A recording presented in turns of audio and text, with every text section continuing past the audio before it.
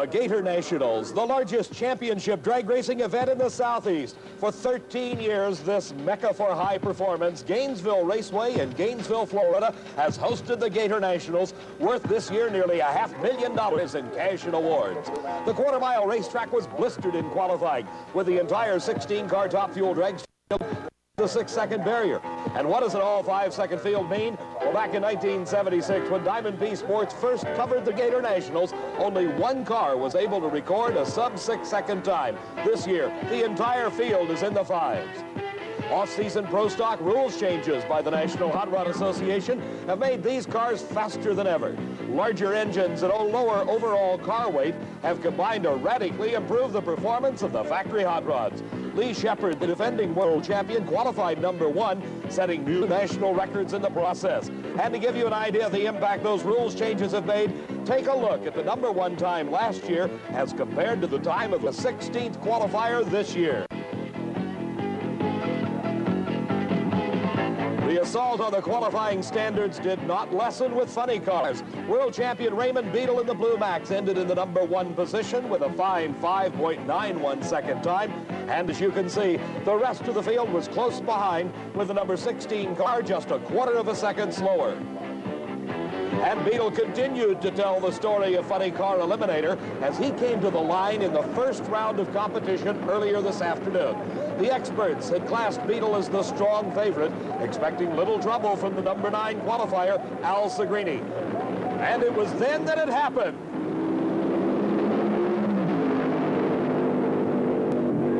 With incredible skill, Beadle regained control and drove the car to a stop.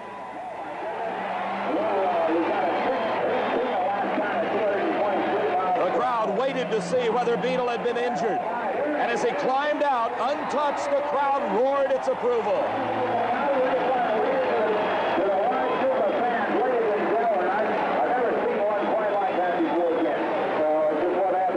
Raymond Beadle, 3-time world champion, safe and sound. A tribute to his driving skills and the safety of the sport. As we watch this startling turn of events again, put yourself in the driver's seat and think how fast all this is really happening. From what appeared to be a normal start, the 2,500 horsepower race car was thrown out of control and rolled over on its top. At this point, there's little the driver can do but crouch down in the protective roll cage, hold on tight, and ride it out. When the car slid across the track and slammed into the opposite guardrail, the fiberglass body tore off the chassis, leaving Beadle and the car back on 4 wheels. When the body came off, the parachute deployed, helping slow the car. Beadle quickly recovered and literally started driving the car again, this time bringing it to a safe stop. All right, Raymond Beadle, first of all, are you okay? Yeah, I'm okay. I just hurt my feelings worse than anything else. What happened? We couldn't tell from where I was. Well, the car went out and it shook a little bit, and it had like a slow drift, and I thought I could bring it around, and it just dug in on the one side, and when it did, it just flipped it. There's nothing I could do. Well, that's the first time you've been on your head in a long time, maybe ever. Well, we went on our head once several years ago, but I got to say it was my fault. I stayed with it a little longer. You know, we was trying so hard to win that round. We've slid around before and had no problem, but like I said, it just dug in. And the car doesn't look that badly damaged. No, it's all right. I think it rolled once or so. Okay, I'll let you join your wife, Holly, because she's obviously concerned as your condition. He's fine. She's worse than I am. Raymond Beadle, sometimes I think he has ice water for blood. A cool, calm individual. Let's get out. The #1 qualifier, Raymond Beadle, out of competition. Hello, everybody. I'm Dave McClelland, and for the 7th consecutive year, Steve Evans and I are bringing you all the Gator Nationals excitement. We'll be right back.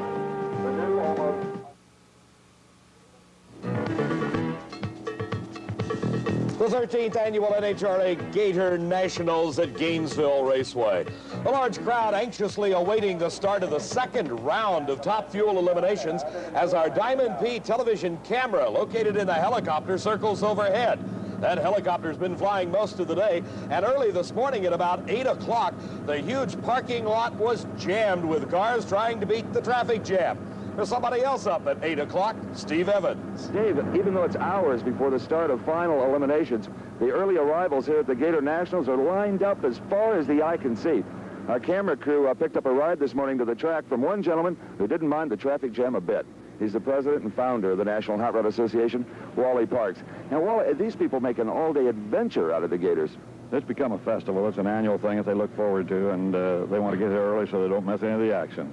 Yeah, you feel the magic of this event throughout this pretty college town of Gainesville. Welcome NHRA, welcome drag racers on all the reader boards. They love you here.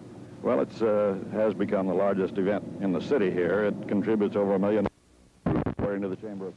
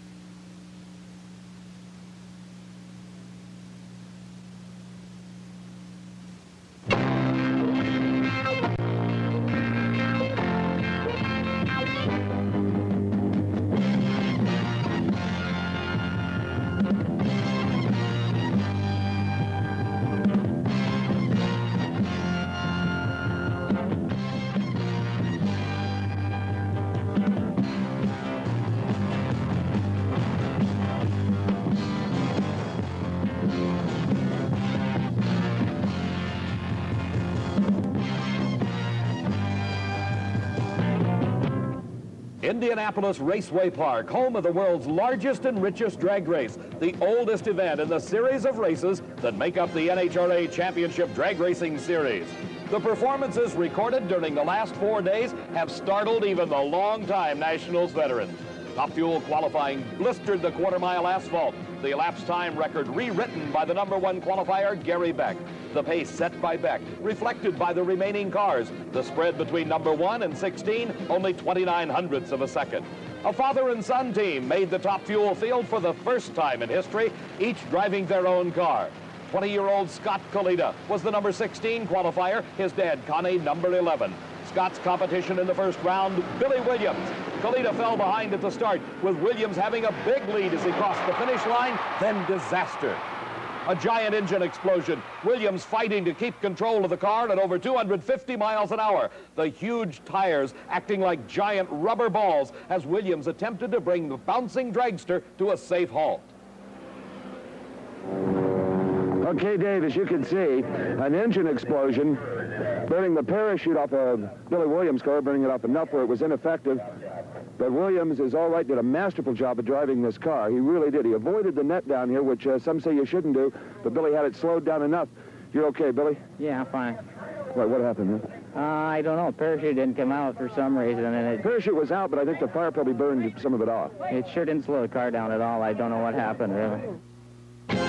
When the stress of over 250 miles an hour is continually placed on the nitro-burning engines used in Top Fuel racing, sometimes, as Joe Amato found out in round #1, something lets go. In Joe's case, this wasn't the first time this weekend. In qualifying, Joe Amato exploded a supercharger, scattering parts over the racetrack. No injuries to Joe Amato, except maybe to his bank account. Joe and Jerry Amato doing a post-mortem on a motor that exploded 100 feet or so before the finish line, still ran 5.83. But, Joe, this one's pretty well destroyed. Yeah, this looks like a grenade. I don't know. It's made a lot of noise. It sounded expensive. Okay, now the restraint straps on the supercharger have done their job. Certainly one is broken, but that's to be expected. The blower is still on the race car and not out on the racetrack somewhere. Yeah, all the cars, built well. All the safety stuff did its job. You can see the rules are definitely a help because it didn't go into the stands, which it definitely would have with the way that's broke. That's the first pass on that brand new blower. Apparently, the it made the car a lot more powerful than it did before, and that's the reason why we're standing here looking at a dead soldier. While Amato was pulling to a stop on the racetrack, his competition, Lucille Lee, was waiting patiently at the starting line. With Amato out of racing for the day, all Lucille had to do was go straight. A quick wheel stand. Lucille across the center line of the track, and disqualification. With both cars out in round number 1, Billy Williams gets a big break, a bye run in the second round. What caused it to cross the center line, Lucille? We had a whole lot of horsepower when we left. The front wheels came up immediately. It's the highest it's ever been, and when it came down crooked. You know, I'm trying to think back, and I feel responsible as a driver for not keeping it straight, mainly because I feel bad for Mark. Lucille Lee referring to car owner Mark Danikas. The talk of qualifying, Gary Beck. A new national elapsed time record of 5.54 seconds. But qualifying is one thing, side-by-side racing another. In round 1, Beck raced Jack Ostrander of Pontiac, Michigan, and proved that the qualifying time was only a mark to be improved. The quickest elapsed time ever recorded in Top Fuel, 5.48 seconds to cover a quarter of a mile from a standing start. Well, Gary Beck arrives down here to an ovation from the officials in this area. The quickest elapsed time in the history of drag racing, 5:48. Great. It was pretty strong, really. When we talked earlier today, you said you were going to go out there. You're not even going to try to run 50s. You lied. Well, we know the thing is, car's been real strong the last 3 weeks, and I'm real glad for Larry Minor to have a great running car like this. Another car owner, Paul Candies, is very happy to have a talented young driver. Mark Oswald proved his worth against Jim Bernard when he too had a giant wheel stand. But Oswald kept the power on and drove through it to victory, completing the pairings for the second round. Oswald will race Shirley Muldowney, Gary Beck against Doug Kerhulis, and Connie Kalita will meet Dick LaHaye. The difference in times between the two nitro-burning classes continues to narrow, as Don Prudhomme proved in funny car qualifying with an all-time best of 5.63 seconds. If he had been racing in Top Fuel, Prudhomme would have qualified number 4. At the beginning of today's competition, no one has forgotten Prudhomme's performance, especially Kenny Bernstein. He was matched against Prudhomme on the record-shattering run, recording a respectable 5.90 seconds himself, while Prudhomme logged a 5.63. Coming into the U.S. Nationals, people were talking about maybe a potential of a 5.70 with the funny car, but a 5.63. They had to check 5 different clocks to make sure it was right. Yeah, I know. It's awesome. You know, it's hard. If I was back home and I heard this was going on here, I wouldn't believe it. But I'm driving the car, and I'm here to tell you the car's doing it. It's an incredible racetrack. It always has been here, and you know, it ran a 73 and come back with a 63. Dale Paulding had the dubious distinction of trying to stop Prudhomme in round number 1, and he lost traction going up in smoke and crossed the center line right at the start. Prudhomme marched into round number 2. The reigning world champion Raymond Beadle in his Blue Max funny car was handed the surprise of the Nationals, a first-round defeat at the hands of Ken Veeney. Formerly an alcohol fuel competitor, Veeney made the switch to nitromethane mid-season and has been steadily improving ever since. Ken Veeney, only his 13th ride ever in a nitro funny car, the innovator in the alcohol ranks, makes the smoothest transition to nitro we have ever seen and defeats the Blue Max. I'm on it. I mean, I can't believe it. I mean, I just don't know what to say. 578, 252. All I need is I need a sponsor. That's all I can say. I need help. Well, in round number 2, Ken Veeney won't get much help from Al Segrini. Don Prudhomme will square off against Tom McEwen. Kenny Bernstein races Billy Meyer, and Gary Bergen matches up with Tom Anderson. We'll be back with more exciting action from the U.S. Nationals in just a moment. Hello, everybody. I'm Dave McClelland. Along with Steve Evans, we're at Indianapolis Raceway Park for all the excitement of the 28th Annual U.S. Nationals. Top Fuel Eliminator, round number 2 is at the starting line.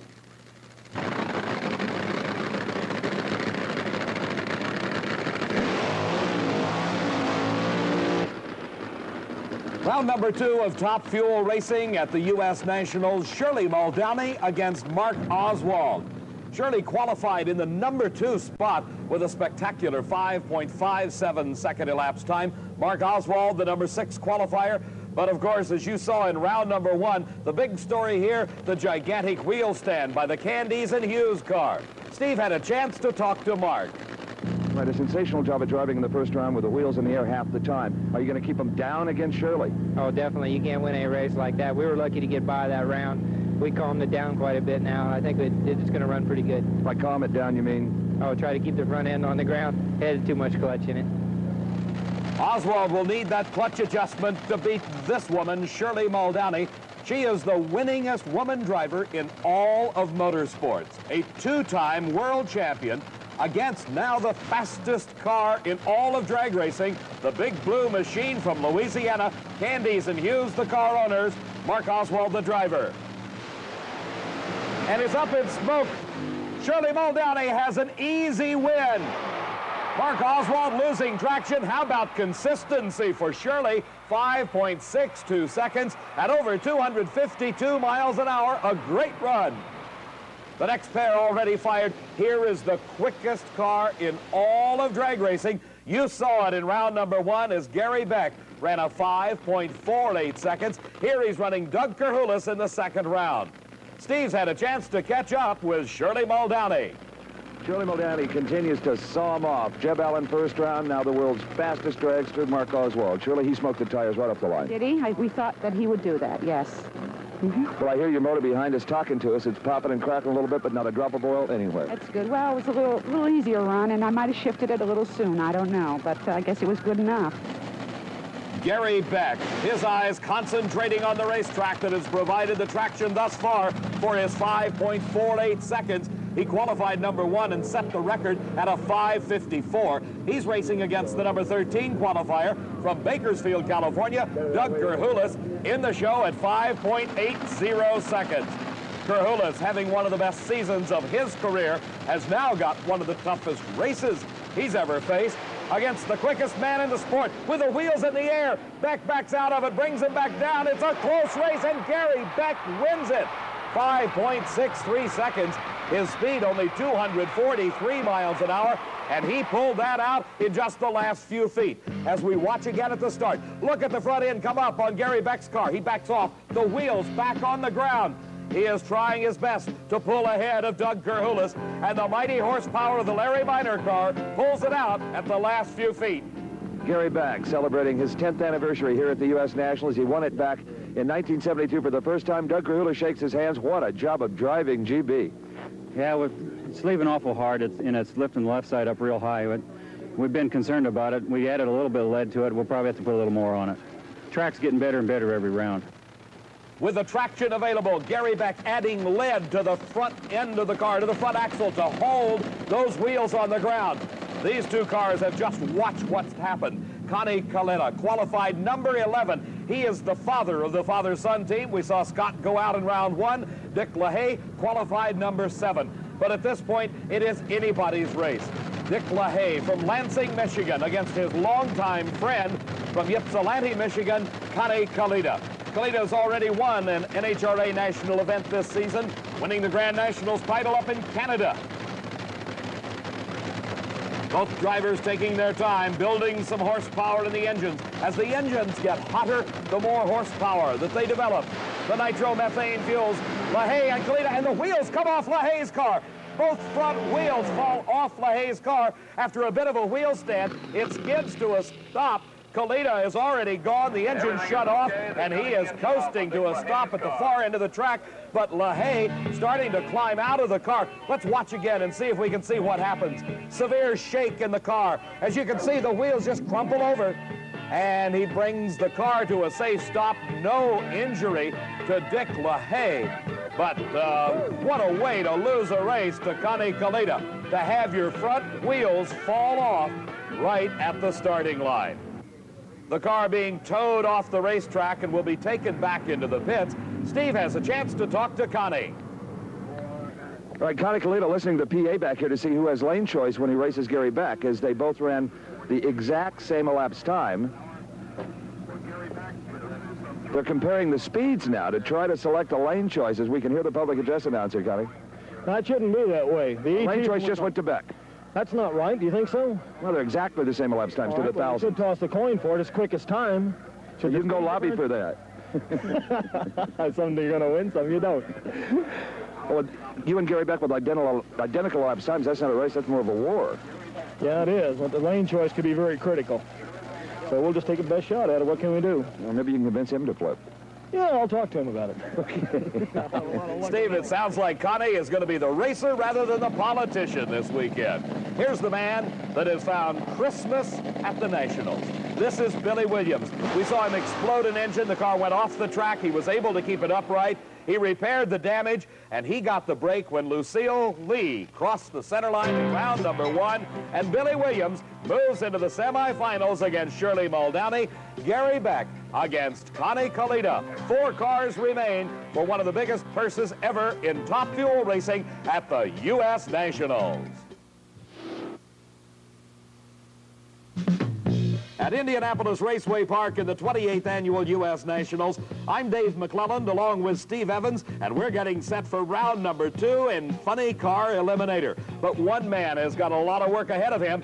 That is the race car of Tom McEwen that is scattered all over his pit area. Tom, in his first round race, exploded an engine, and that has created the stripping of this car down to the bare chassis as a lot of his friends have gathered around to help Tom get ready for his race against Don the Snake Prudhomme. In the first round, as we look at it again, it is McEwen against Frank Hawley. Hawley is here in the near lane, McEwen in the far lane. Up in smoke goes Hawley, the advantage to McEwen.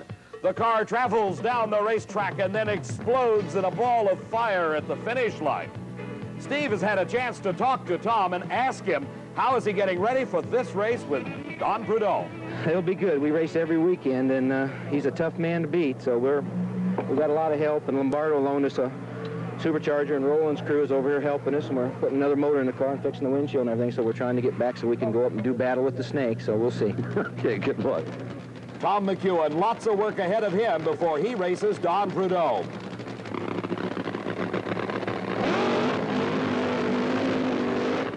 Billy Meyer, one of the 2 Texans involved in this race, he is going against Kenny Bernstein. Meyer, hailing from Waco, Texas, started his driving career at the tender age of 16 in a funny car. He's the number 3 qualifier here at the U.S. Nationals for Kenny Bernstein, now of Dallas, Texas, qualified in the number 7 spot at a 5.90. All right, how does Kenny Bernstein approach racing the fastest funny car in the world, Billy Meyer? Fearful, very much so. Well, obviously, he'll run good. He ran 88, 588 in the first round, and we're a 93. He's got a lane choice. Fastest car in the world. He's tough. We'll find out how tough Billy Meyer is against Kenny Bernstein. 2 very evenly matched cars. Not a whole lot separating them on the basis of their performance thus far. And they're a great race off the starting line. It looks like Bernstein has a bit of a lead. And then that top-end horsepower from Billy Meyer. 5.84 seconds elapsed time. His speed, 251 miles an hour. And when we call it close, Kenny Bernstein just a heartbeat behind at a 5.95 seconds. The next car is a team car of Kenny Bernstein, this time driven by Tom Anderson. He is racing a former champion here, Gary Bergen, the Orange Baron out of Stanton, California. Steve is with Billy. Well, Billy Meyer, you said you were striving for consistency. You've got it. Another climb in the 580s and a big speed over 250, which will back up a new record. That's good. I don't know if I was a little bit late or not. Do you know? Just a fraction. I saw him very much around the shifted. We moved back and forth in about 600 feet with our top in charge. It helped quite a bit. So. Billy Meyer reflecting the pressure that builds here at the U.S. Nationals. Here is the team car of Kenny Bernstein, this one driven by Tom Anderson. Anderson qualified number 2, a sterling 5.79 seconds, one of the all-time quickest times ever for a funny car. For Gary Bergen, he qualified number 6 at a 5.88 seconds. This is round number 2 of racing. The winner of this pair will advance into the semifinals, and they're both up in smoke off the starting line. Tommy Anderson looks to be out of control, and Gary Bergen recovers to win the race. 6.56 seconds at 239 miles an hour. But this is one of those cases where who cares how quick you go or how fast, all you're interested in is getting to the finish line first. You can see Anderson in the Kenny Bernstein team car going out of control. Gary Bergen keeps his car pointed in a straight line, and he heads right down to the end of the quarter mile and takes the win. Well, we talk about drivers' races. You just saw one. The driver that recovered first as they both smoked the tires was victorious, and that's Gary Bergen. Good driving, Gary. Thank you, Steve. He smoked the tires just about the same time you did. I saw that, and then I stepped back on the throttle and got around him, and he just got to the finish line first. Well, both of you did everything possible to win that one. Yeah, we sure did. This is a big race to win. Oh, yeah. Gary Bergen won it once a long time ago. Steve, it was way back in 1976 that Gary Bergen was the funny car champ at the U.S. Nationals, but all eyes are on the starting line as the sleek fiberglass body is lowered down over Ken Veeney's car, the man they call the Innovator. You've built so much of your own stuff. What on this car have you manufactured? Well, I make the heads and rocker arm assemblies and valve covers, manifolds. Let's see, I didn't build a blower on this one, but you could. I'd have. Your motto is, if you can't afford it, build it, huh? That's what I've had to do so far. I think you try a little harder when you don't have very much money. Maybe that's what it's all about. If Ken Veeney tries much harder, he may leave all of his competition clear back on the eastern seaboard as he has blistered this asphalt here at Indianapolis Raceway Park. His mid-season switch to nitro has left them all shaking their heads. Here in round number 2, Ken Veeney is going against this man, the number 8 qualifier, Al Segrini, who came into the program with a 5.91 second elapsed time. The burnouts are completed for both cars. Concentration now on the electronic starting device, the Christmas tree. Al Segrini and Ken Veeney. Segrini falling behind at the start, and look at Ken Veeney across the finish line. The quickest time, he ties the national record of Don Prudhomme at 5.73 seconds and sets a new national speed record at over 254 miles an hour. Tom McEwen has got his car back together. He is matched up against Don Prudhomme here in the second round of racing. Right now, let's go to Steve. There's a good possibility that you, Ken Veeney, in this fairy tale effort today, have just set both ends of the national funny car record. They're looking at the backup, doing the math right now. Fantastic. Fantastic. I don't know what to say. 573. 254. And no nitrous oxide. That's all you don't need, the Red Rocket doesn't need it. I don't know what to say. I can't say anything. I'm just dumbfounded. Well, you're now the man to beat. You've got lane choice. Everybody's talking Ken Veeney all the way. Hey, thank you. I can't say anything. Tom McEwen, after replacing all the parts in his car, is back running.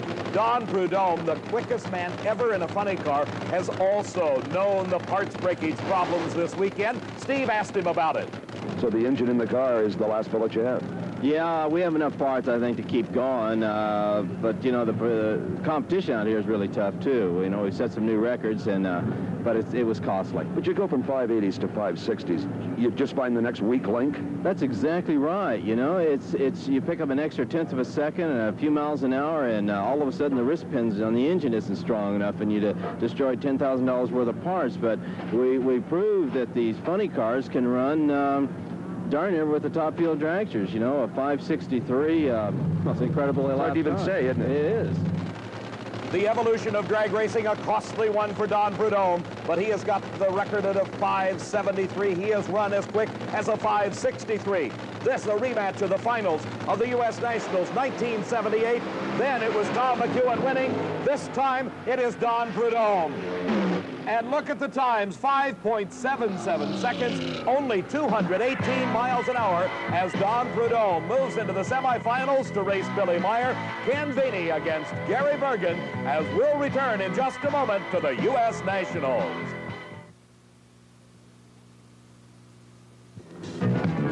Back at the U.S. Nationals, we've just seen Don Prudhomme win his race to move into the semifinals, but the big story in funny car has been the performance of Ken Veeney.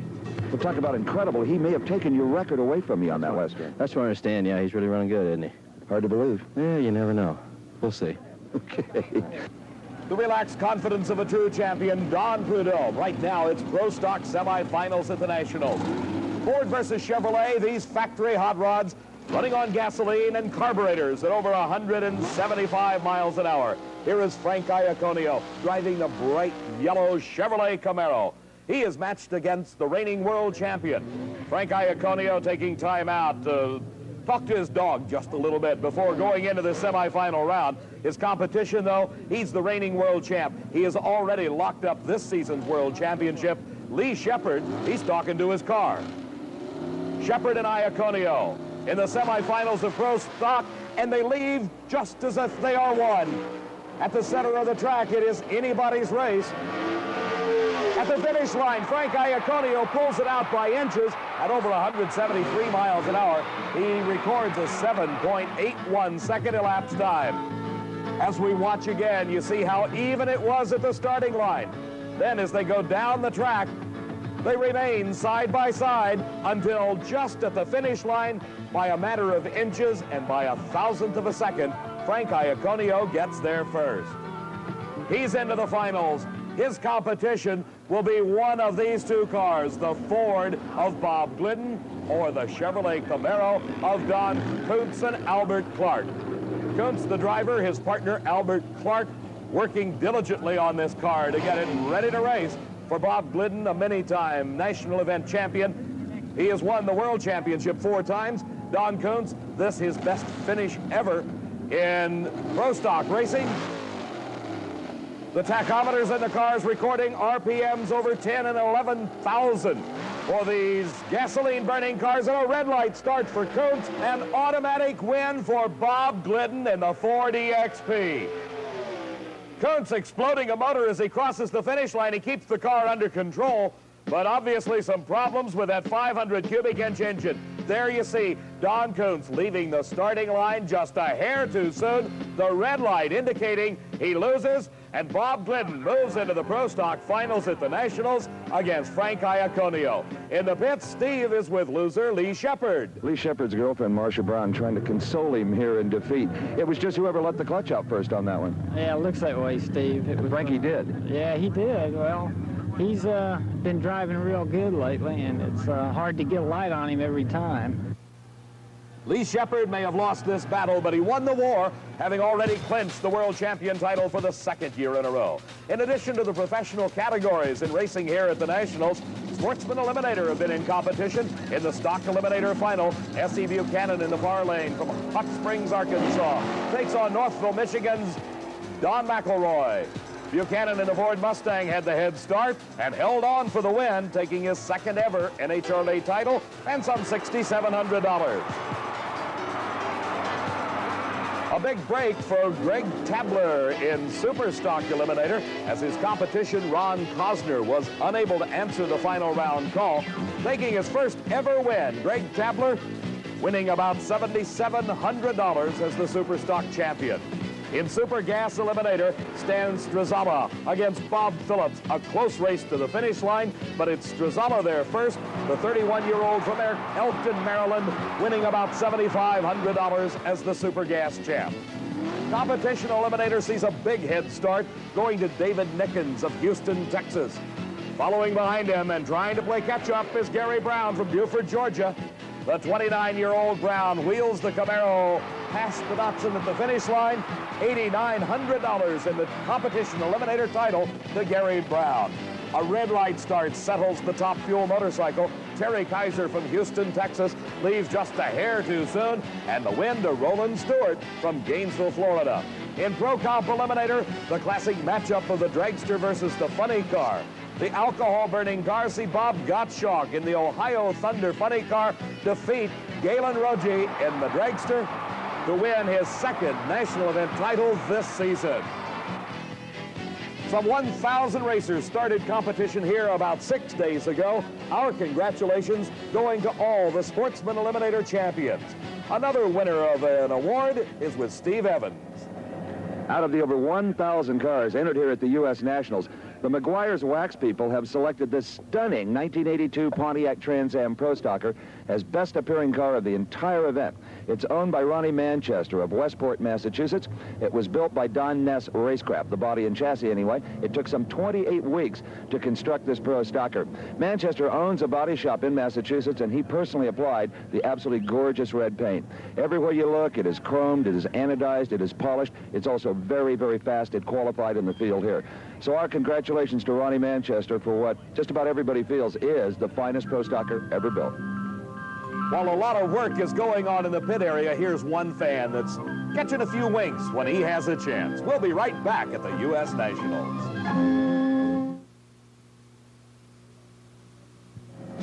Back at the U.S. Nationals at this sprawling facility known as Indianapolis Raceway Park, carved out of the central Indiana countryside. One of the finalists is from nearby Whiteland. Well, Bob Glidden is apparently out chasing parts or something and has left the preparation of the Ford car for the final Pro Stock up to wife Etta, and she's capable of doing it. What do you do to get one of these ready? Well, there's a lot. After each run, you have to pull the valve covers and check the valves and check the valve springs. We change some stuff in the carburetors, reset the floats, and we're switching the tires from side to side, and now I'm getting ready to check the air pressure. And what's this around your neck here? This is my tire gauge. Well, let's do it. I'll go with you.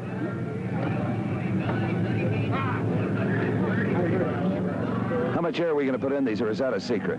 No, it's not a secret. I keep them at 5 pounds until we get in the staging lanes, and then I put them down to 4.5. And then just before he runs out, I use 4 1/4. And tire pressure, very important that it's equal. Yes, very important that both tires are equal, so it's when he launches that one doesn't override the other one. We'll find out in just a few moments how well Etta Glidden did in preparing that Ford EXP. But right now, it's the semifinals of Top Fuel Eliminator. Billy Williams against Shirley Muldowney, and Billy has had a couple of big breaks. One, the car stayed upright in round 1 after that massive engine explosion. In round number 2, he got a single. Steve had a chance to ask Shirley what she knows about Billy. Shirley Muldowney, tell me about Billy Williams. That's your next opponent. I don't know much about Billy. I know he was very good in the alcohol classes. He's a real nice guy. I think he's a pretty good driver, but I don't know much about, you know, how consistent his equipment is. I'm hoping it isn't too consistent. For Shirley, she has been the picture of consistency throughout this event. She qualified in the 550s, has been through eliminations in the 560 elapsed time bracket. A good start for Billy Williams. He's right alongside Shirley Muldowney, but then the superior horsepower pulling ahead, and Shirley wins it 5.65 seconds at over 245 miles an hour. Gary Beck, the quickest man in all of drag racing, coming up to race Connie Kalita in the second race of this round of Top Fuel Eliminator. Steve's at the finish line with Shirley. Shirley Muldowney continues her march towards what could be a 3rd World Championship title at season's end, but more important now, her second ever U.S. Nationals final round berth. She lost the last time she was in this position and doesn't intend for that to happen again. Congratulations, you're in the finals. Thank you. What an honor. 565. That's good enough. That may do it. What Shirley thinks is good enough is her elapsed time of 5.65 seconds. The choice of lanes goes to the racer with the lowest ET of the previous round of racing. Here we have Connie Kalita looking over at his competition, the quickest man in drag racing. Gary Beck driving Larry Minor's car from El Toro, California. He has run 5.48 seconds. That would easily eclipse Shirley Muldowney's 5.65, but that was set earlier in the day. The track conditions are different. The atmosphere is different. And Kalita with a great lead. Something goes away at the very start on Gary Beck's car, and the upset of the race, Connie Kalita with a 5.68 seconds, 0.03 of a second slower, and Shirley knows she has lane choice in the finals when she meets her former crew chief, Connie Kalita, for the title, the 28th Annual Nationals Champion. Funny car eliminator, Don Prudhomme, nodding to his crewman. Sitting right in front of Don Prudhomme is 2,500 horsepower of nitro-burning Hemi engine. It's supercharged. It is fuel injected. The crewman turning on the fire extinguisher bottles and then lowering the fiberglass body down over Don Prudhomme. At the finish line, Connie Kalita. All right, lane choice isn't going to be that big a factor, is it? I don't think so. driving is, though. Oh, yeah. Anytime you and this lady meet, it's a bit of a war. Yes, it is. It's going to be a hell of a good drag race. You take great pride in trying to leave on her. I wouldn't do that. It's ladies before gentlemen, isn't it? The cagey veteran Connie Kalita obviously enjoying himself here at the 28th Annual U.S. Nationals. He's in the finals of Top Fuel. Here, the first race in the semifinal round of Funny Car Eliminator. The quickest funny car in the world, Don Prudhomme in the near lane. In the far lane, one of the fastest ever, Billy Meyer. And this has got to be on both their minds. Steve had a chance to talk in the pits with Billy. The world's fastest funny car, you, Billy Meyer, versus the world's quickest funny car, him, Don Prudhomme. What do you think? I think he's going to be out in front of me somewhere because he's running so quick, and he's not running any mile an hour. Shutting off early, you think? It's shutting itself off, I think, but right now that didn't matter. So at some point in time, I think I'm going to be chasing him down to the other end. Hope I get there before he does. Don Prudhomme, having recorded a 5.77 in the previous round, has got to be favored over this man, Billy Meyer. But every time Don Prudhomme seems to run quick, he hurts parts. He is beginning to whittle down his supply of aluminum engines, and they leave almost together. A great lead by Prudhomme, a little bit of flicker of flame, and Billy Meyer wins the race, coming from behind, just as he predicted, a 5.94 at over 252 miles an hour. Prudhomme builds the lead in the middle of the course. There you saw just a little flash of flame indicating possible some engine damage. The parachute out, that may have slowed him somewhat, but Billy Meyer wins the race over Don Prudhomme. Well, Billy Meyer, it still takes a driver in one of these cars. Your starting line prowess paid off that time. Yeah, I feel like I won the race. You did win the race. Yeah, I mean the whole damn race. Oh, me. I appreciate it. This business is hard work, isn't it? Yeah, how about that? It gets kind of emotional after 7 days of this stuff. We slowed down at 5.94. Oh, did we really? What mile an hour? I don't know. I tell you, it was just what I talked to you about before. This little deal right here. He got out about a car out on me about 400 or 500 foot, and I said, please, bull, please. I guess he did. Our last two cars in the semifinal round, Ken Veeney against Gary Bergen. We had a chance to ask Ken Veeney why, when he was at the top of the alcohol game, did he switch to nitro? I always wanted to do it, and I just figured sometime I was going to do it before I quit, and I didn't really have the enthusiasm with the alcohol to really do good. You'd done it all. I just didn't feel like I had anything to do, and I was bored.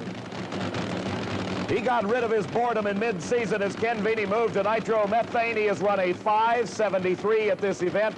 He has to be favored over this man, the Orange Baron, the 1976 Nationals champion, Gary Bergen from Stanton, California.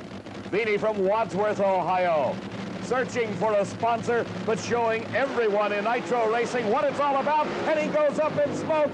There goes Gary Bergen, and Ken Veeney cannot catch him.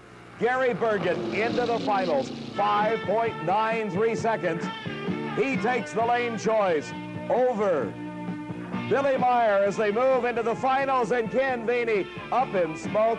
Gary Bergen, a happy man. Gary Bergen, you won this race, what, back in '76, and this is your first final round appearance here since. You have lane choice with a 5.93 over Billy Meyer. I'm glad. I mean, we wanted to do this for a long time, Steve. In the year after we won in 1977, I felt like that we controlled the race and we had to shoot prematurely coming out, and we lost it. We've been trying to be in the final ever since. Well, here you go against Meyer. Can you go any quicker, or do you even take the chance of trying? I think it'll probably run quicker. We're going to try, I think. Okay, Gary Bergen goes back to the pits to get ready for the biggest race in drag racing. Steve, there's another team getting ready for the biggest race in drag racing. Connie Kalita has got troubles. You see a racing engine being stripped down to the absolute bare block. Parts and pieces being taken off, swapped around, trying to get ready for the finals against Shirley Muldowney. In funny car, it's Billy Meyer against Gary Bergen. Pro stock, Bob Glidden in the Ford against Iaconio Chevrolet. We'll be right back.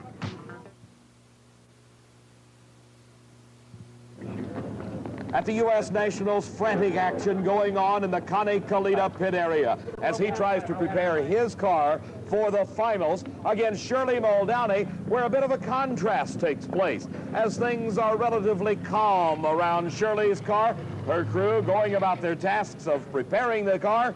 We'll be seeing that finals in Top Fuel in just a moment. But right now, let's see who's going to win Pro Stock Eliminator. Will it be the Chevrolet of Frank Iaconio? He was a runner-up here before, and he has never won the U.S. Nationals title.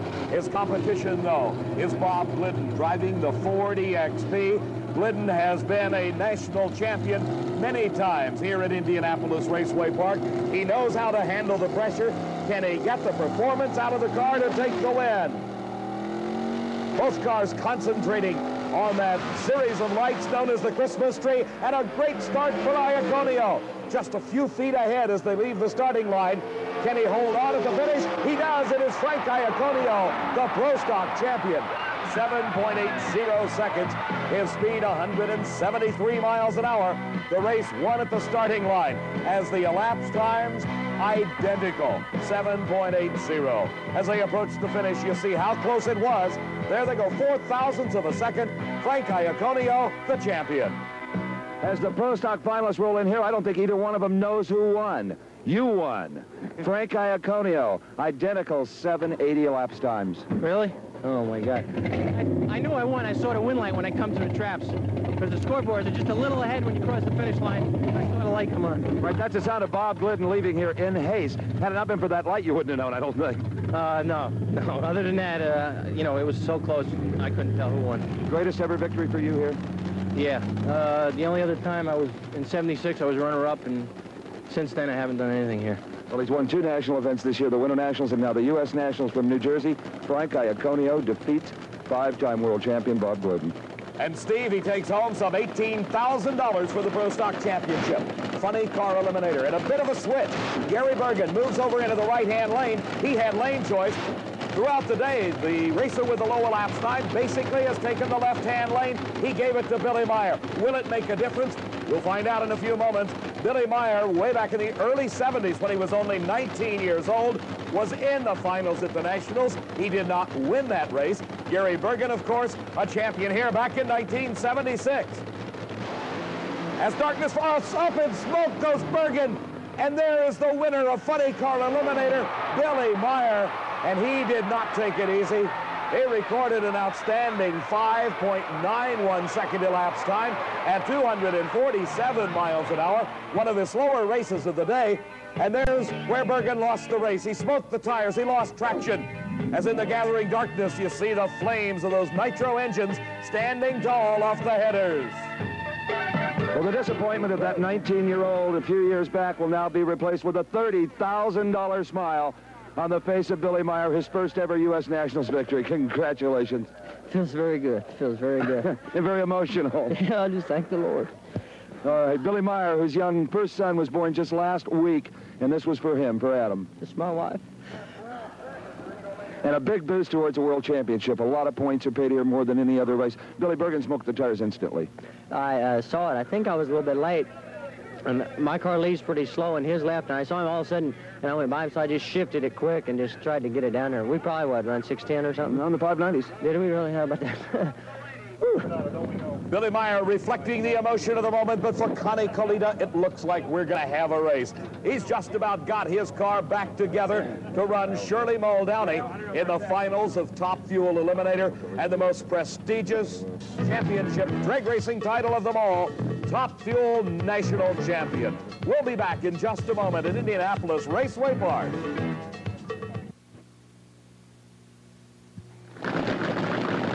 The final pair of cars at the U.S. Nationals. It has taken 6 days to reach this point, but the Top Fuel National Champion will be decided in a very few seconds.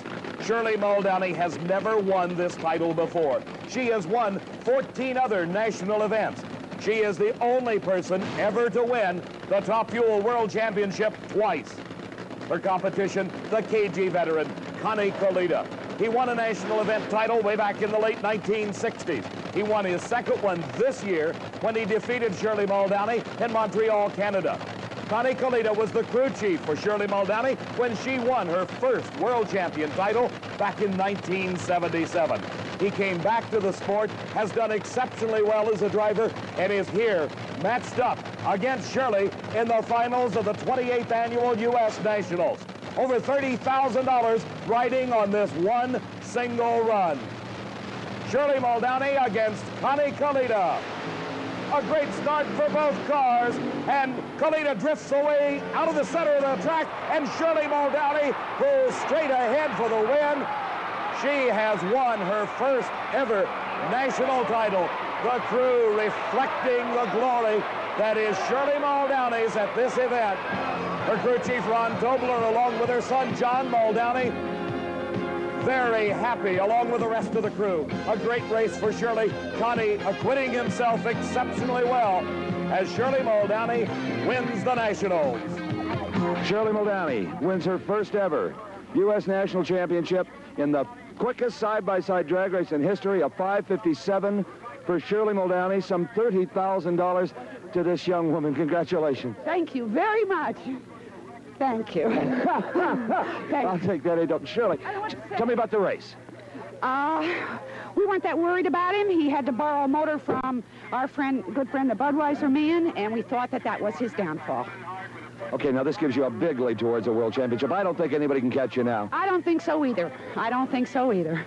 Congratulations again. Thank you, NHRA. The president of the National Hot Rod Association, Wally Parks, coming in for a hug. Boy, I like these lady champions. They're a lot more fun than the guys.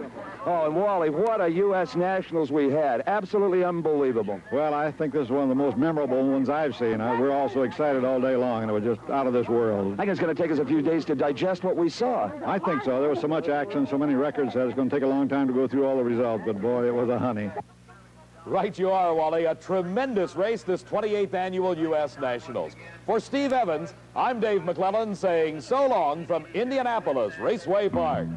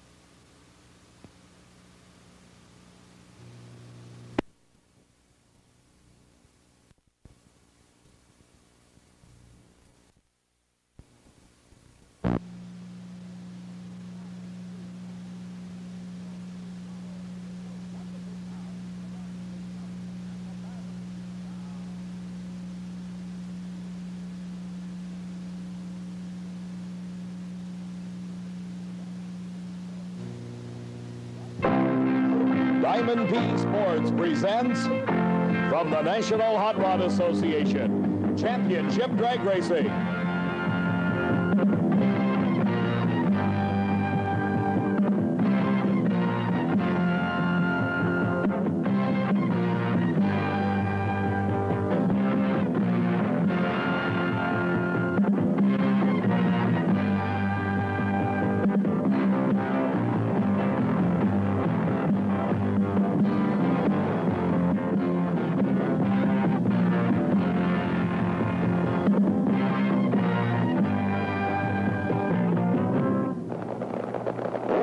Moments ago, this woman, the three-time world champion in Top Fuel Eliminator, Shirley Muldowney, in the first round of competition here at the 14th Annual Gator Nationals in Gainesville, Florida, was racing this man, Jim Bernard, the winner of the Top Fuel Eliminator title at the World Finals last year.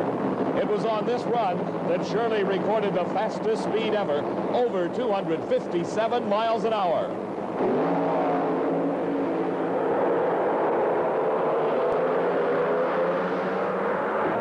A lot of years we waited for this one. They were happy. Shook a little bit, and it's a clean motor. But where did the 257 come from? And that's a tremendous leap. Up on the tire real fast. We're running a Goodyear 2600, and I think that's going to be the tire of the year.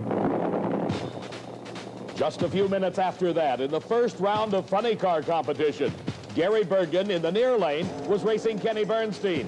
Gator Nationals history was made on this run, as Bergen recorded the low elapsed time of this year's event, and established an all-time Gainesville Raceway track record of 5.78 seconds to cover the quarter mile.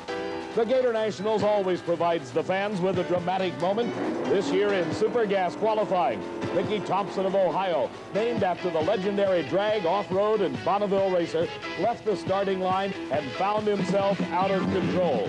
Thompson's Chevy Vega started to spin out, first to the left, then to the right, then the rear tire buckled under, and the car began a series of barrel rolls, taking it right up to the guardrail.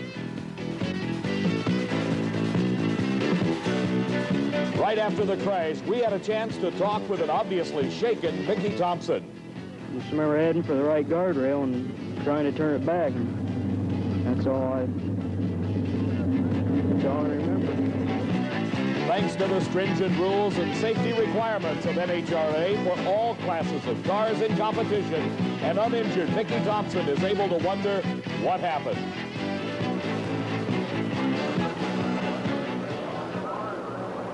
Hello, everybody. I'm Dave McClelland, and we are here for the 8th consecutive year of Diamond P Sports coverage of the NHRA Gator Nationals. As always, working with me is automotive expert and drag racing enthusiast Steve Evans. Well, thank you, David. As you know, the Gator Nationals has about everything you could ask for in a drag race. Over 600 cars were entered, racing for some $600,000 in the Gator Nationals titles. Now, the crowd behind me, and I mean, they have jammed this Gainesville Raceway, these Atlantic Coast fans. This is their first look at all that's new for 1983, and believe me, there is plenty. I had a chance early to talk to the reigning world champions in Top Fuel, Funny Car, and Pro Stock about how they felt their season would shape up. Tell me how you feel going into this early season after such a tremendous 1982. We feel good about it. I'm happy that I have a new Swindle car, even though the 82, I know a lot of people that would like to campaign that car.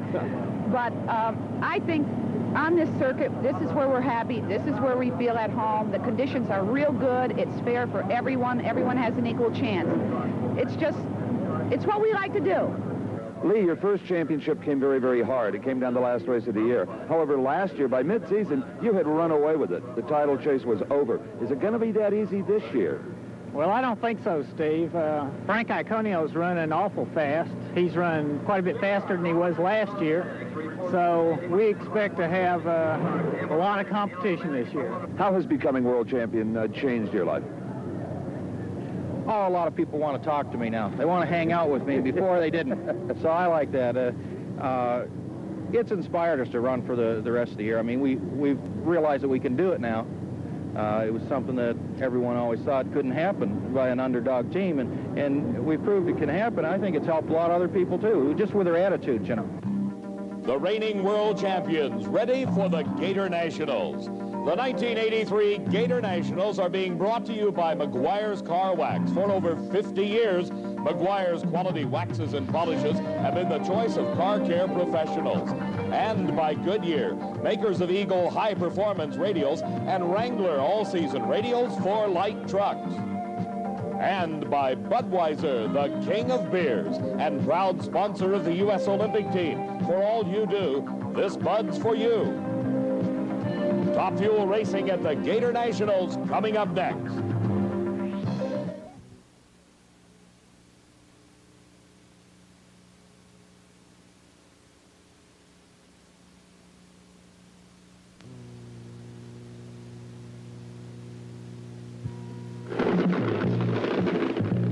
At the Gator Nationals at Gainesville Raceway in Gainesville, Florida, we're getting ready for round number 2 racing in Top Fuel Eliminator. The first car we see driven by Jody Smart. These Top Fuel cars, over 240 inches in wheelbase, engines producing over 2,500 horsepower. Smart will be racing Connie Kalita.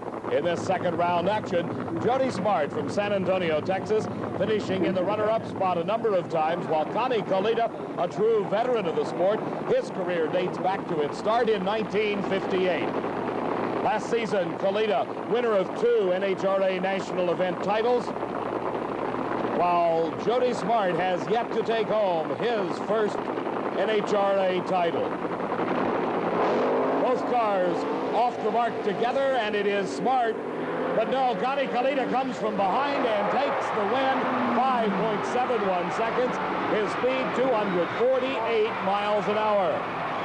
Kalita moving into the semifinals at the Gator Nationals by virtue of this win, has our next pair already ready to go.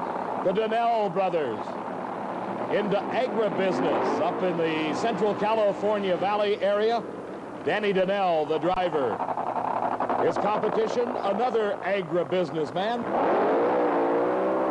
Larry Miner from San Jacinto, California. Both Miner and Donnell are somewhat new to the driving chores in championship drag racing. For Donnell, it was a switch from sand dragging. That's racing on the sand in Southern California. For Larry Miner, it was a move from being a car owner to a car driver. This marks the second major event competition for Miner.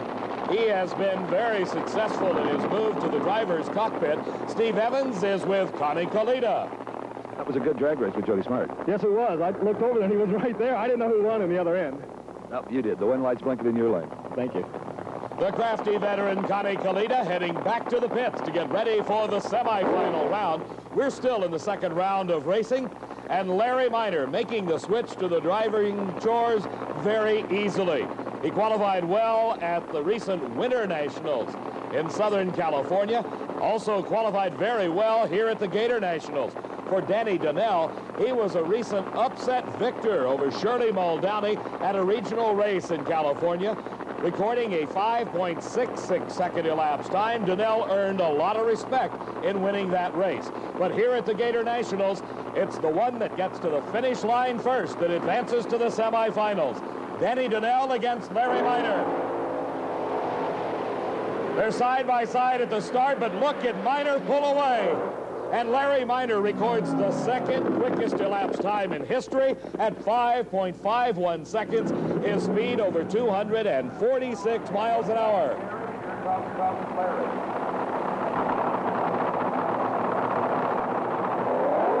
And now the woman you saw just a few moments ago run faster than anyone in history, Shirley Muldowney.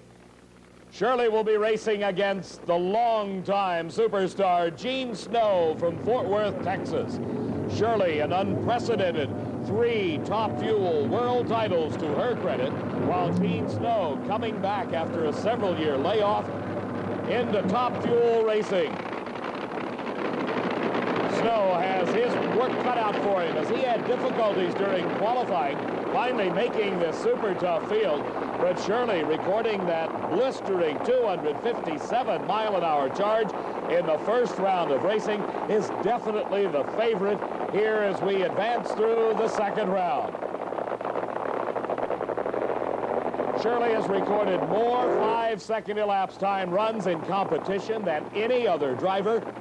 And Gene Snow knows it as he gets ready to do battle, trying to advance to the semifinals. The crew making the final preparations as Shirley and Gene Snow square off at the starting line. It's a matter of concentration, and Shirley is one of the best. She has, for the past several years, been the premier dragster driver. And it is concentration in her ability to get off the line, but it looks like Gene Snow left first, but Shirley Muldowney not to be denied. 5.67 seconds, 249 miles an hour. As it is Shirley going into the semifinals, we watch again. You saw Gene Snow move first. That very rarely happens to Shirley Muldowney. As we advance down the quarter mile, the engine goes away for Gene Snow, and Shirley Muldowney wins it. Steve Evans is with Shirley right now. So Shirley Muldowney just keeps knocking them off. She's undefeated here going into her third year at the Gator Nationals, 5.67. That's decent for the way it shook out there, any mile an hour. I didn't hear the mile an hour, but I did see a lot of smoke in the lights. Yeah, I think it caught 1 or maybe 2 in the lights, so I'm sure the mile an hour was down. All right. By catching 1, she means a couple of pistons may have been burned. They're easily changed. Steve, it shows you how advanced drag racing has become when we talk about changing a couple of pistons in just about an hour. Gary Beck roaring back to the starting line. Gary is the low qualifier here at the Gator Nationals, as he has been at the last 6 national events, but a long time since a win. His competition, Richard Tharp of Dallas, Texas, Coming back after a year's layoff, driving for a new team of owners, Kilpatrick and Cannell, Tharp is regarded by many as one of the finer drivers in the sport of championship drag racing, and certainly one of the most colorful personalities in any form of motorsports. Richard, a former world champion, a former national champion, has got his work cut out for him, though, as he is racing Gary Beck, part of a two-car team. His car owner, Larry Miner, now driving, and Steve talked to them earlier. This is the quickest top fuel dragster in the world at 5.48 seconds. Right next to it sits another blue car, the second quickest top fuel dragster in the world at 5.52 seconds. And they're both owned by the same man from Hemet, California, Larry Miner.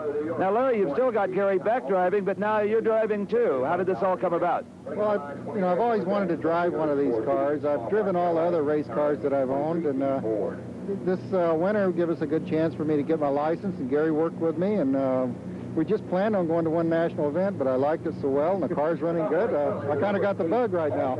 You know, it was hard enough to drive for it. Now you may even have to race him to boot. Yeah, we might. It's that's probably one of our least of our worries is racing the two cars together. But as it happens at the present moment, we're qualified on the same side of the ladder. It could come together, which would be fine. That would mean both cars are doing well. Gary Beck not worrying about what's coming up. He's worried only at the race of the moment, and that is against Richard Tharp in the Kilpatrick and Cannell car. Both cars coming into the staging beams. A great start for both drivers. Tharp drifting towards the center line. They're almost side by side, and it is Gary Beck, and look at that, a new national record. 5.49 seconds. His speed over 252 miles an hour, and Richard Tharp acquitting himself very well. This is the closest side-by-side race in history, with Gary Beck going 5.49 seconds. Richard Tharp with a motor going away at the finish line at 5.63 seconds. So Gary Beck moves into the semis against Larry Miner. Here's Steve. This is turning out to be a heck of an afternoon for the Larry Miner-Gary Beck team. That is the new national record, 5.49. Gee, that's terrific. Well, we're real happy. I'll tell you, the cars are running just great. Larry's doing a terrific job of driving, and we tried a few things at Pomona, with some experiments, and we went back and we just made them exactly the same as best we could, and they're running just fine. This could be called the dream race as Gary Beck faces off against his car owner, Larry Miner, while Shirley Muldowney races her former crew chief, Connie Kalita, here at the Gator Nationals. Funny cars, they're coming up next.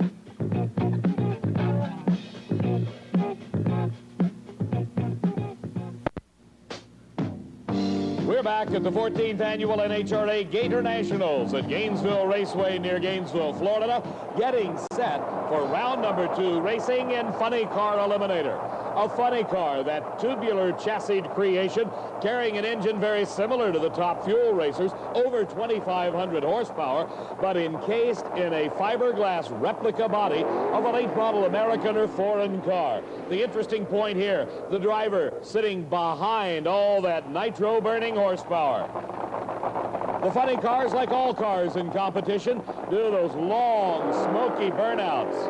The burnout actually getting the tires spinning fast enough where it burns the rubber and gets the tires very hot. Raymond Beadle, the former world champion, is matched in this first race of round number 2 against Frank Hawley, the reigning world champion, proudly bearing number 1 on the side of the Chi-Town Hustler. Frank Hawley competing last season for the first time in a full series of events. Raymond Beadle, a 3-time world champion. He won the title 3 years in a row. But there's problems right now. It looked like the start of the Gainesville Marathon, but they're running down track, having to push back by hand the Blue Max car of Raymond Beadle. Frank Hawley patiently waiting, backing up, getting set to do another short burnout as the crew pushing this car, weighing about 1,900 pounds, pushing it back in its own tracks. Apparently the reverser is broken, and he was unable to back up under his own power. Frank Hawley getting the word, bring it up to the starting line. They're just now nearing the starting line, and this crew is getting tired. It's a tough push from about 400 feet down the racetrack to push one of these cars back with the engine idling.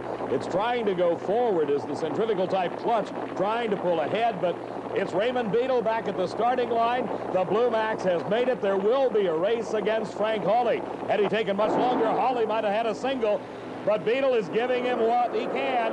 Beadle a bit out of shape, and Frank Hawley wins the second round, and the crew, dead tired to start with, watches their driver go down to defeat Frank Hawley, winning the race at 5.93 seconds. And that's what a tired crew looks like as the Blue Max crew heads down track. Our next pair gets ready to go. Mike Dunn at the wheel of the Hawaiian against John Brute Force. Roland Leong, the owner of the Hawaiian. Mike Dunn, the driver, a second-generation drag racer. Let's go now to Steve. Yeah, it's fun. The tires, Raymond had some problem getting back. We sat there for a long time, and you start to wonder if it's gonna spin the tires. It did a bit. I pedaled it, and I don't know what it run, but it was good enough to beat the blue car. 93. Well, that's not bad, and I think we're still looking at winning this whole race. Consistency again, the Tri-Town motto. Well, that's what it is, and last year, Shirley said something about Garland, saying, well, she says, that's a little premature, and I'm not being premature, I'm just being optimistic. A very optimistic Frank Hawley, we might add, as he is the defending champion here at the Gator Nationals. John Force against Mike Dunn, the next race we'll be watching. Force out of Southern California, one of the stronger racers on the circuit, has qualified very well for this event down in the 580s. His competition, the second-generation drag racer, Mike Dunn, the son of Big Jim Dunn, now the driver for the Hawaiian, having won several NHRA national event titles in the past couple of years, driving Roland Leong's newest creation, the Hawaiian. The burnouts are completed, both drivers staging very carefully. You see John Force creeping into the light beams across the starting line, signifying he's ready to go. He gets the whole shot, but it's a red light for John Force. Mike Dunn goes up in smoke, and John Force explodes an engine just as he passes through the lights. The fire rolling out from under the car. He spins it out down in the shutoff area. Fortunately, Mike Dunn had shut it off way early. Here you see the emergency hatch coming open. Let's hope that John Force can get out of that car. There we see him climbing up. The emergency crew already on the scene, dousing him with water. John Force rolling off of the top of the car, taking off his fire protective gloves. And what a wild ride for John Force.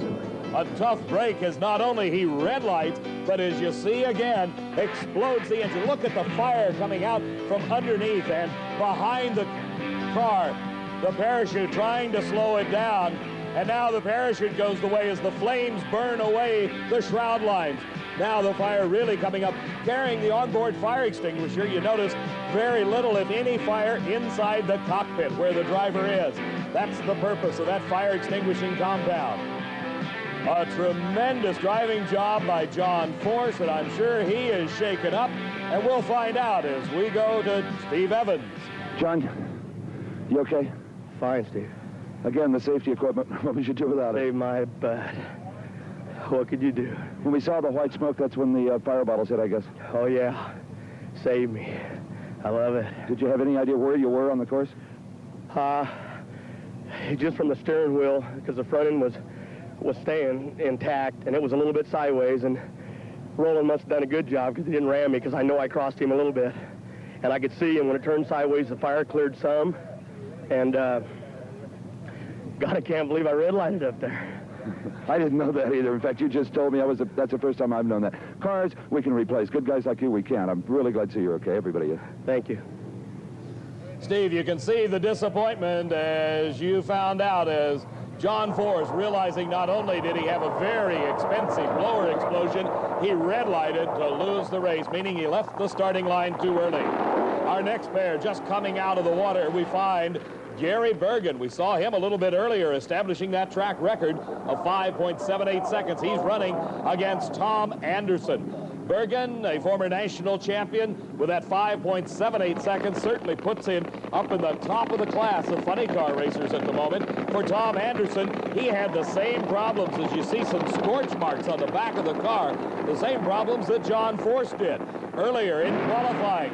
You see Tom Anderson driving for Alan Aronek and Jim Ouimet all over the racetrack. The car slowing and then exploding. The supercharger exploding. You see the injector unit hanging by its fuel lines. The fire burning behind the parachute already. The shroud line's gone. Tom Anderson bringing the car thus far to a straight stop. It's starting to bounce just a bit. Those huge rear tires acting like a rubber ball bouncing, and now he spins it out with the injector standing straight in the air, the smoke and fire rolling off the back of the car. Tommy Anderson doing a great driving job to bring this car to a safe stop. And there's Anderson rolling out of the emergency hatch, and he hits the ground and gets away. Steve had a chance to talk with him after the fire. Where did you hit the onboard fire extinguishers? As soon as it blew up. I mean, I just grabbed the brake and just squeezed them. Let's take a look, if we can, at the boots real quick down here. Tommy, show us. God bless them, huh? They work. The fire protective devices required by NHRA, the onboard fire extinguishing systems, and those driver suits protecting the driver in case of two very serious fires. But Tommy Anderson got it repaired overnight. He was up against Gary Bergen, and Bergen up in smoke. Tom Anderson, the motor starting to go away again. How much mechanical breakage can this team stand? 6 seconds flat, 235 miles an hour. It is Tom Anderson moving into the semifinals, defeating the track record holder and the man that held low elapsed time at 5.78 seconds going into this round. Our next race already fired, the sleek black machine out of North Hollywood, California, bearing only the name Little John Lombardo down the side.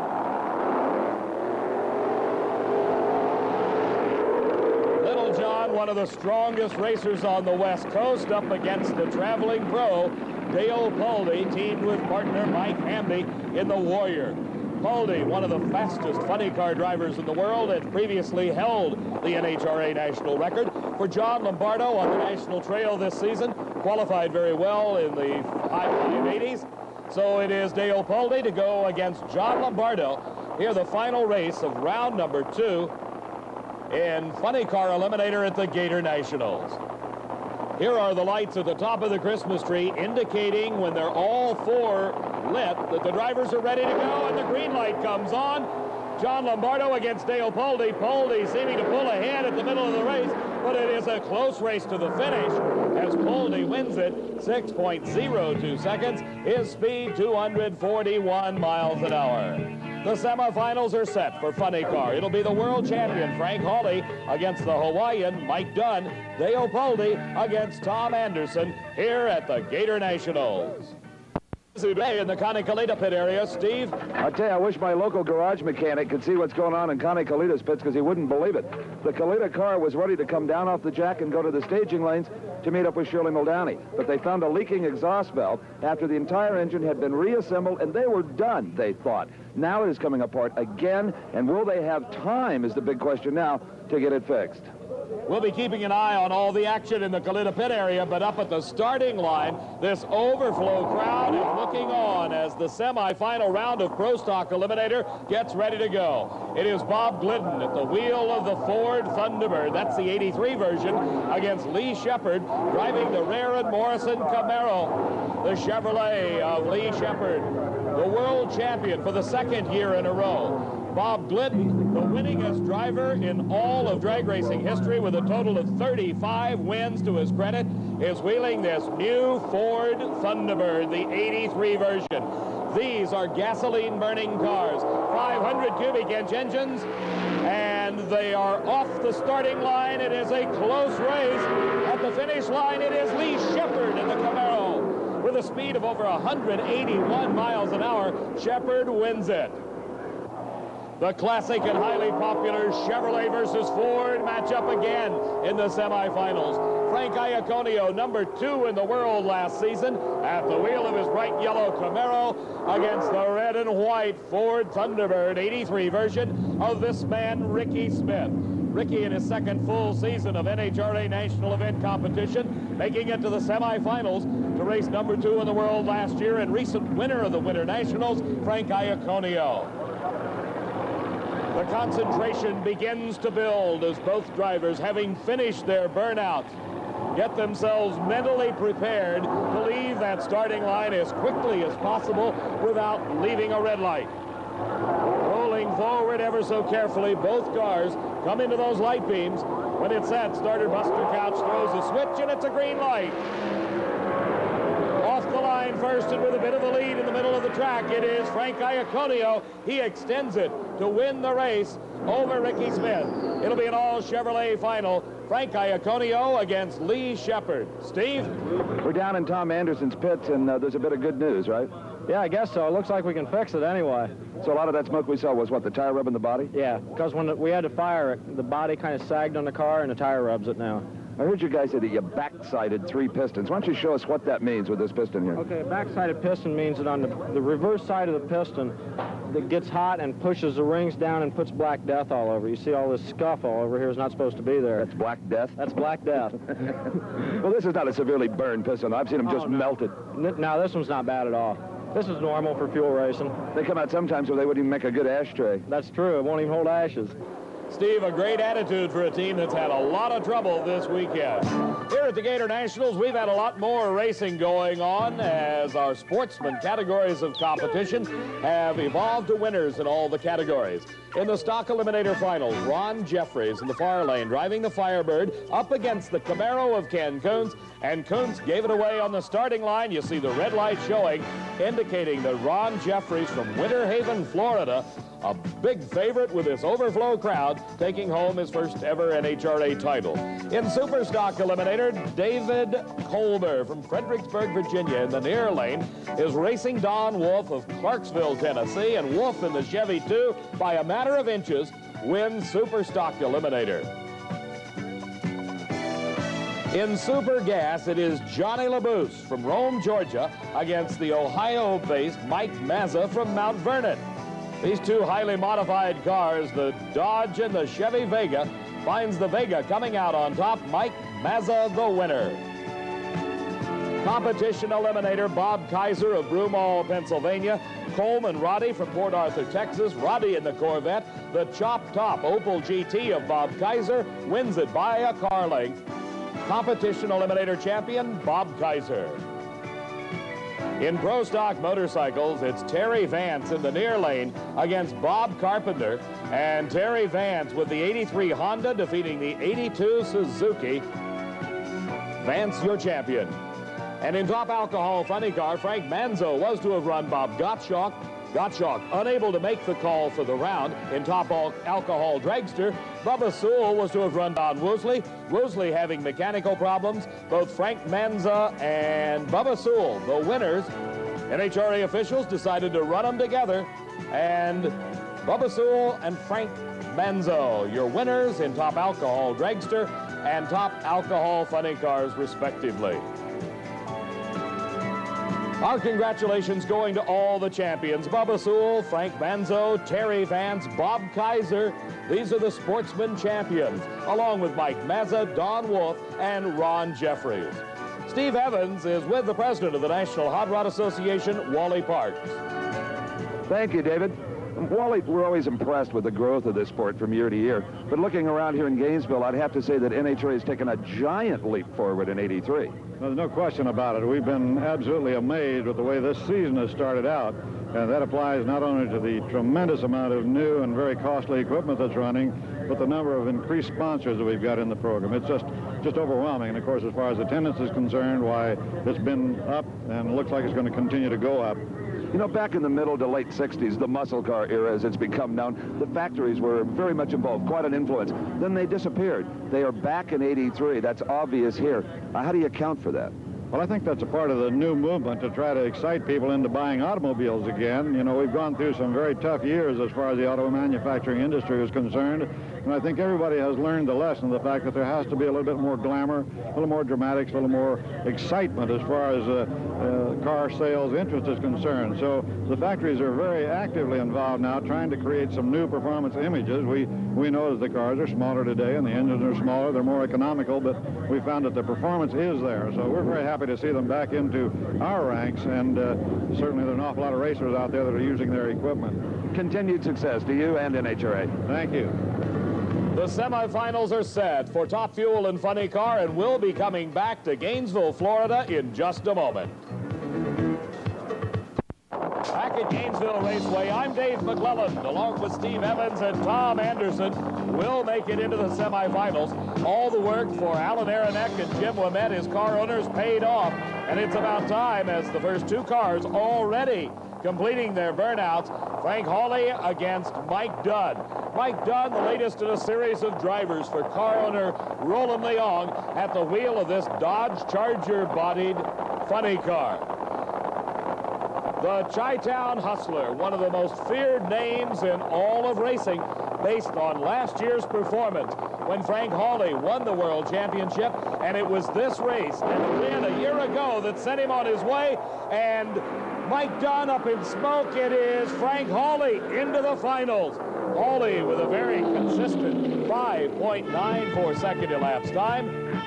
As we watch again, you'll see exactly what happens. The two cars leave fairly well, but the tires losing traction for Mike Dunn, and that is giving the race to Frank Hawley.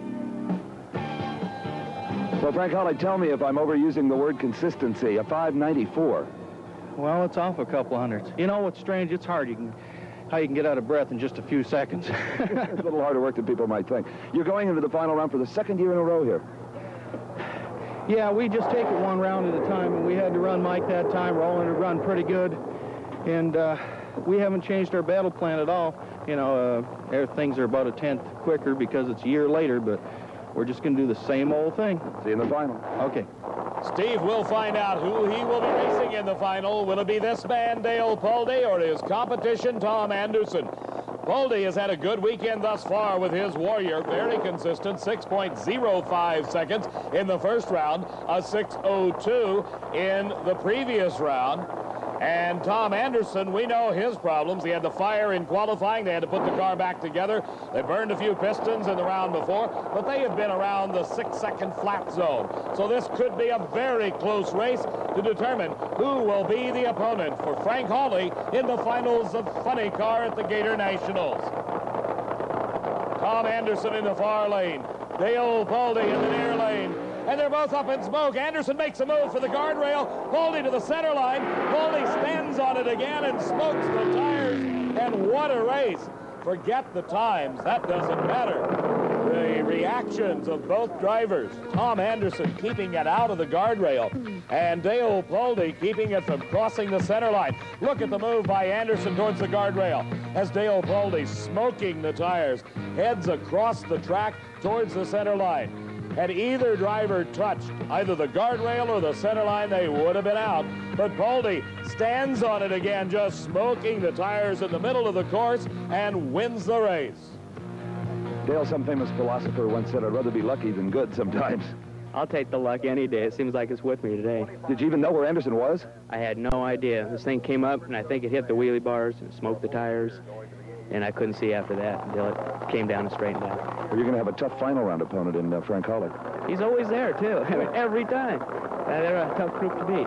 That's the kind of consistency every team would like to develop, really. You can bet on it. He's got a good crewman right there with Austin Coyle, and he's a heck of a driver. All right, now you're not going to have lane choice. Big factor? I haven't had it all day. And here you are. Yeah, I'll take that luck again. Thanks. Right. No, you're not seeing double. These are two very similar cars, but with two different drivers. The team owner, now driving himself, Larry Miner, is in the far lane. The hired driver is Gary Beck in the right-hand lane. The question is, will it be a race? Earlier, Steve had a chance to talk to Larry and found out. You recall the comments of Gary Beck at the end of the racetrack? Well, there's been a change in that battle plan, an exciting one. Car owner Larry Miner, we're going to have a race, right? That's right. We're going to go for it. The original plan, though, was to further back as far as points towards a world title. Right. Well, that's our main objective. And I really kind of feel that we're going to make a good race out of it, but I hope Beck's ahead of me. You do really, but you're not going to back off. I hope I don't have to. What a race this should be. Larry Miner has run 5.51 seconds. His hired driver, Gary Beck, has run a national record-setting 5.49 seconds. As Gary said earlier in the interview, they try to set up the cars identical, which means if everything is equal, they should run just the same. As Larry just said, it will be a race. Let's see what happens as the Larry and Gary show unfolds at the starting line in Top Fuel semifinal. And Larry Minor has some problems right at the start, but Gary Beck has got a great one. And this is just how great it is, 5.44 seconds, the quickest elapsed time in the history of the sport, and a new national record for Gary Beck. His team owner, Larry Minor, coasting to a stop as he slowly rolls through the speed traps at the finish line. Gary Beck getting out of his car, shaking his head. Gary Beck comes out of the car, looks around for his good friend and car owner Larry Minor, and I can tell him right now that Larry apparently shook the tires very hard right up the starting line. But my friend, you were again the world's quickest, 5:44. It's amazing, isn't it, Steve? It's hard to believe, but you know, the track's good. We got a nice, cool afternoon here, and we have been working with the gear ratio of the car here a little bit, and we're just able to just run it as hard as we know how, and it just is hanging on. I don't think there's any question who you'd like to race in the final, is there? Yeah, I guess we order one. Should be both our cars lit Pomona, so I guess we'll try to get her with one of these blue cars. We're going to go back to the starting line and find out just who will race Gary Beck in the final.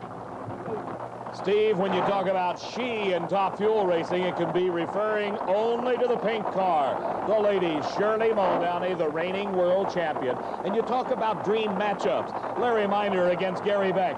How's Shirley Muldowney against her former crew chief, Connie Kalita sound?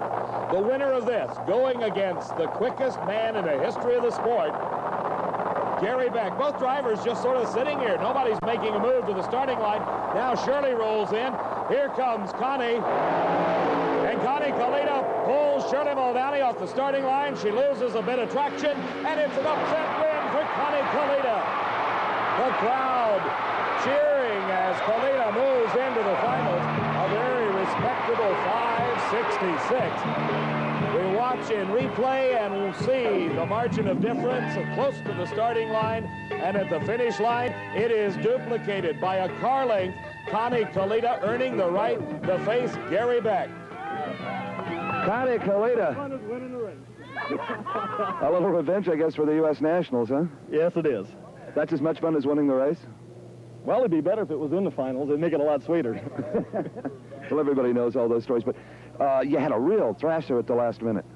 Well, we had started a car that had a leaky exhaust valve, and we had a porcelain underneath it, and we didn't catch it when we took the engine apart.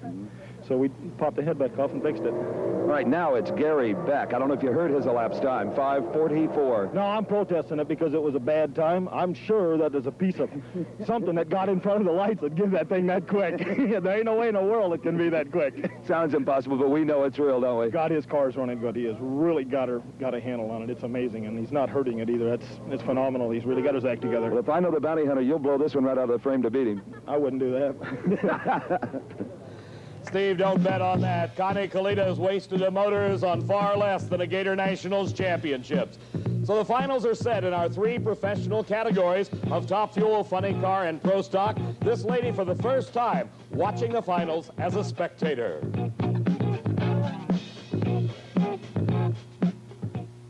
Three races remain at the Gator Nationals, our professional finals. In Pro Stock Eliminator, a pair of Chevrolets. The reigning world champion, #1 in the white car in the near lane is Lee Shepard, driving for his car owners and partners, Rare and Morrison from Arlington, Texas. From Totowa, New Jersey, #2 in the world last year and recent winner of the Winter Nationals, Frank Iaconio. Both cars powered by 500 cubic inch, 2 carburetors, gasoline-burning engines, and it's a red light start for Iaconio. The win automatically goes to Lee Shepard, his second in a row here at the Gator Nationals.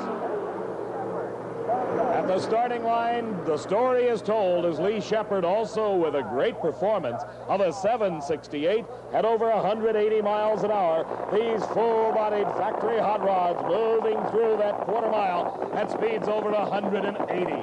The full-bodied funny cars, but with 2,500 horsepower of nitro-burning engine in front of the driver, Dale Paldy is facing Mr. Consistency at this event, the Chi-Town hustler, Frank Hawley, the defending champion at the wheel. Hawley started his march to the World Championship title with a big win here 1 year ago.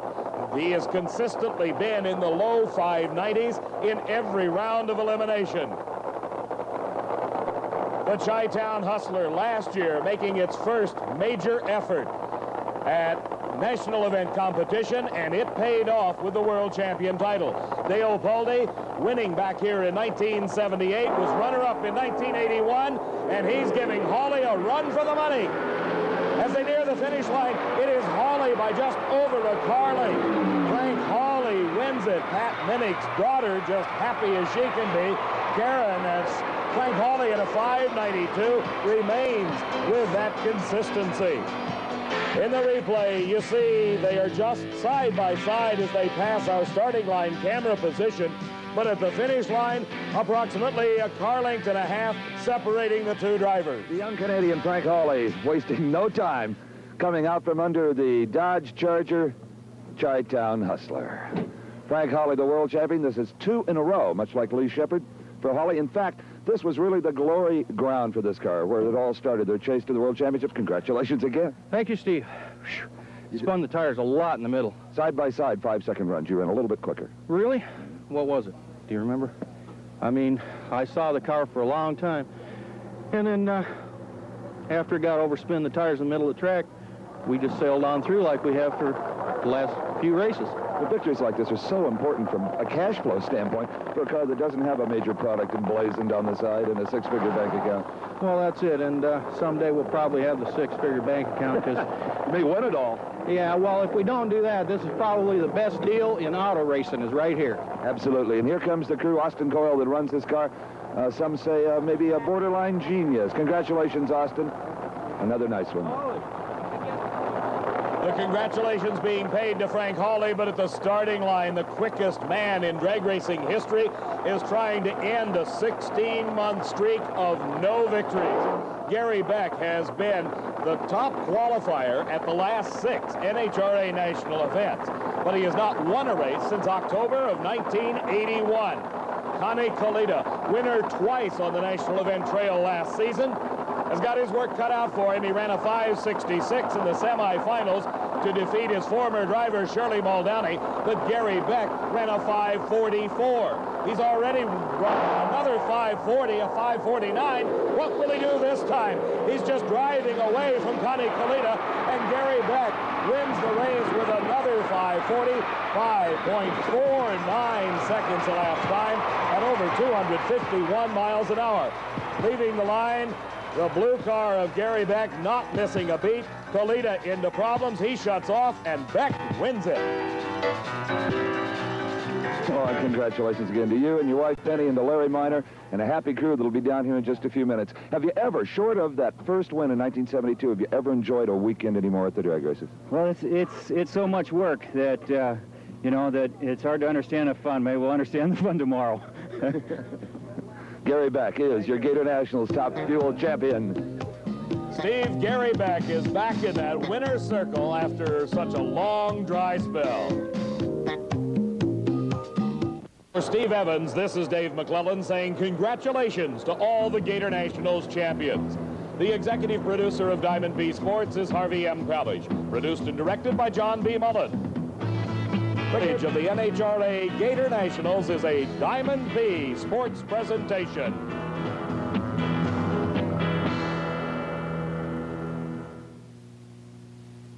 Jackson from Pomona, California. Buckle your seat belt and snap on your helmet, because today we're going to bring you the Winter Nationals Drag Racing Championship.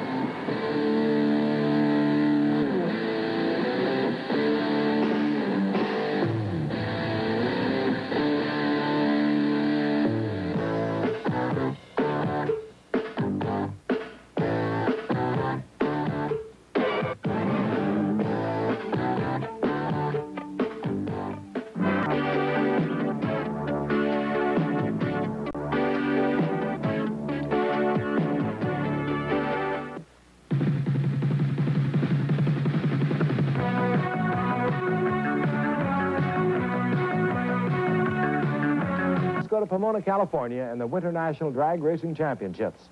Our commentator there, Reggie Jackson, who may be more familiar in a baseball uniform, but Reggie's an avid car collector and author. Reggie has had a close affiliation for drag racing over the years. Right now, let's join Reggie at the Winter National Drag Racing Championships in Pomona, California.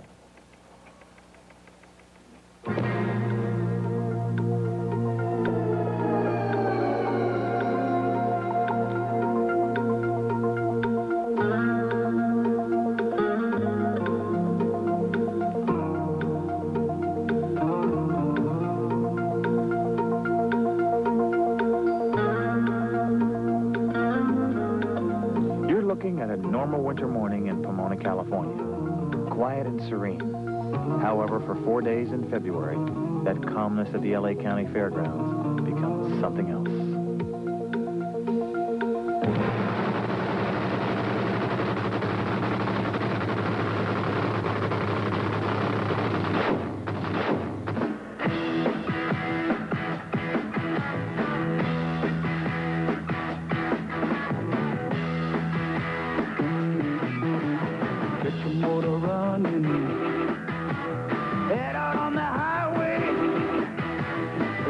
For adventure and whatever comes our way. Yeah, I gotta go make it happen. Woo! All right, the fast lane. I love it. I'm glad it's just my hobby. Let's go watch the pros drive.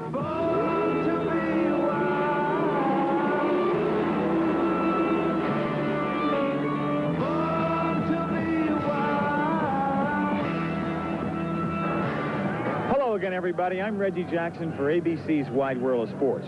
And today from Pomona, California, we're going to bring you the 24th Winter Nationals, the first of 12 national events in the year 1984. We've had some super weather here the past few days. The temperature has hovered right around 75 degrees all week.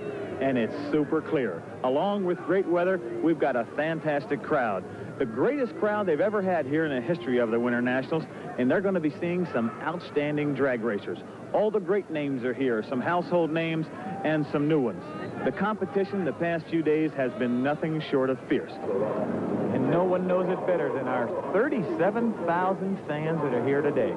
They've turned away some 12 to 15,000 to watch today's finals.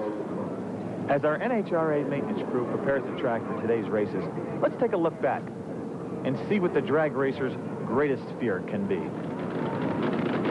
Murph Littlefield in the funny car takes off from the starting line. His car gets out of control, hits the guardrail. His body flips off. A fire. Luckily, he's unharmed. The track rescue unit there immediately to put out the fire to make sure he's not hurt. Murph Littlefield, consoled by a very concerned, emotional wife. I wonder if they're thinking about the next time he has to attack that quarter of a mile.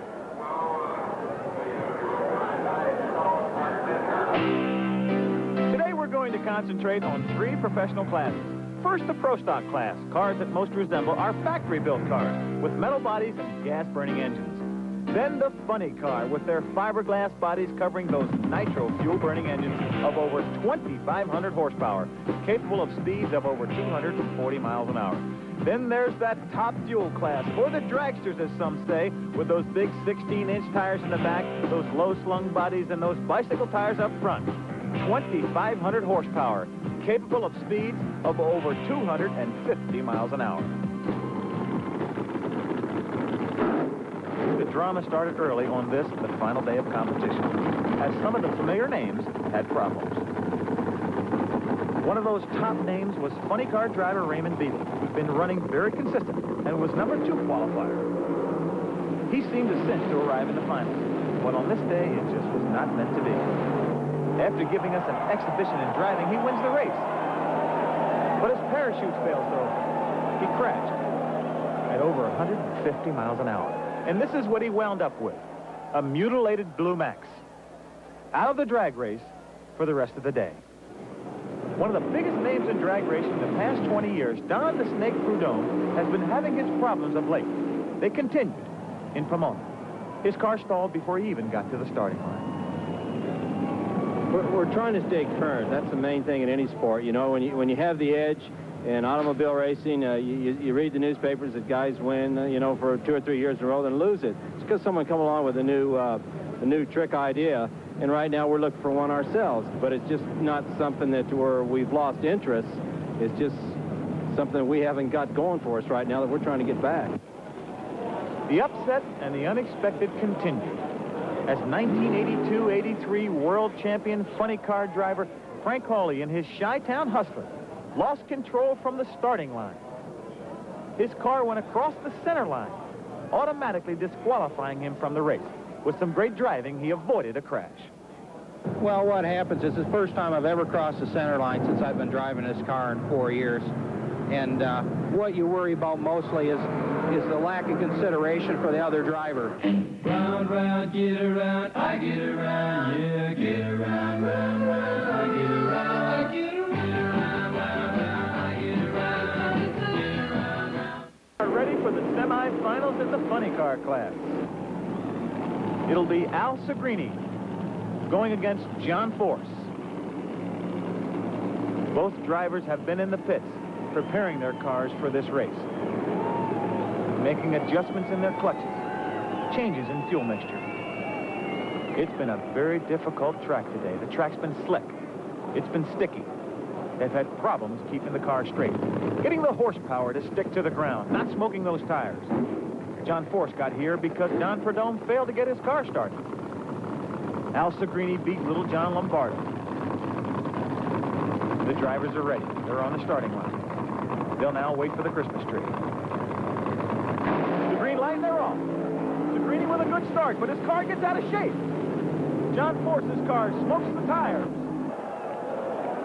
Not a real good time, but Al Segrini is the winner, a 6.50. Only 229 miles an hour, but that important factor is his. He's in the final against the winner of this semifinal race, Tim Gross in the white funny car, who got here because Frank Hawley disqualified himself. He goes against Tom Oswald, who got here because Raymond Beadle crashed his car and couldn't show up. Gross against Oswald. They get ready. They're off. Gross with a real good start keeps his car straight. Tom Oswald having problems.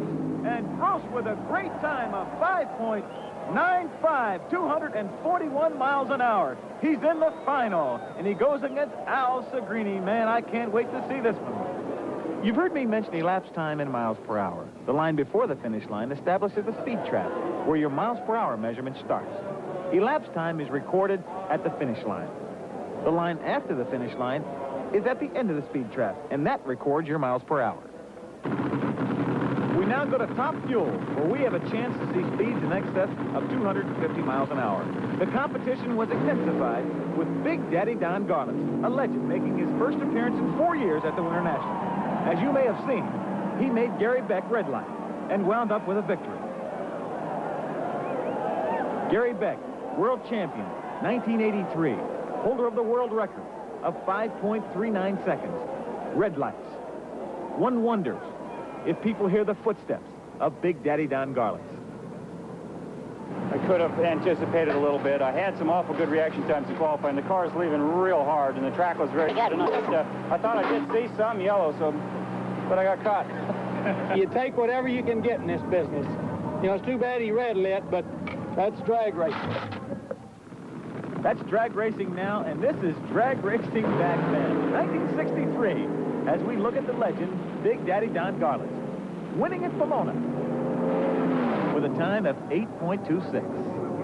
It's now 1984, and that legend of a man, that giant of a drag racer, is trying to win here in Pomona for the 5th time. It may be tough for him because he's picked on a giant in her own right. The lady of drag racing, Shirley Muldowney. I don't worry about any car or any one driver. I try to do the job at hand and not worry about the other lane. The only time I worry about them is if they're ahead of me or if they're in my lane. Or unless you've got Big Daddy over there in the other lane. Let's see what happens. There they go, and Shirley has smoked her tires. Big Daddy is going to beat Shirley Muldowney in upset. And oh, man, the crowd loves him. This man's got big feet, and we can all hear it.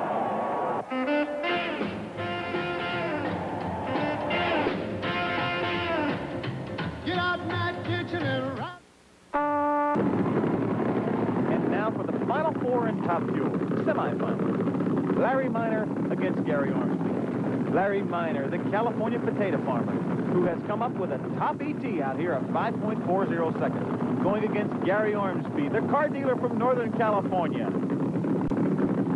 Let's see how they race. They wait for the tree. It's a good start. And Gary Ormsby is going to beat Larry Miner. An upset. And Gary Ormsby has come up with an ET of 5.63 seconds, 244.5 miles an hour. His crew celebrates as they go down to pick up their boss and get ready for the final. And we'll see who he'll go against from this semifinal. Joey Amato, the #2 driver last year, finishing second to Gary Beck at Top Fuel. He's got a tough task. He goes against a man on a roll, Big Daddy Don Garland. He's the crowd pleaser here today. We'll see what kind of start they have. It's a good one.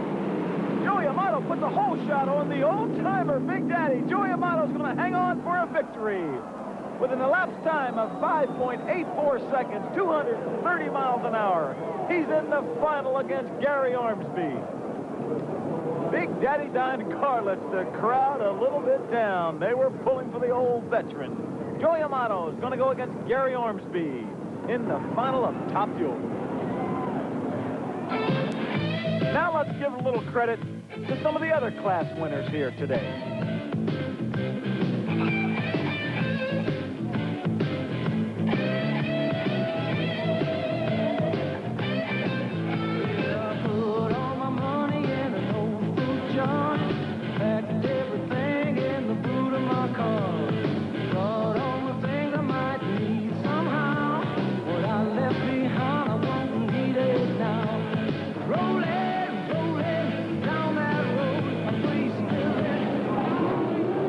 Congratulations to all the class winners, but now it's on to the Pro Stock Final, my favorite class. And we've got Lee Shepard going against Frank Iaconio.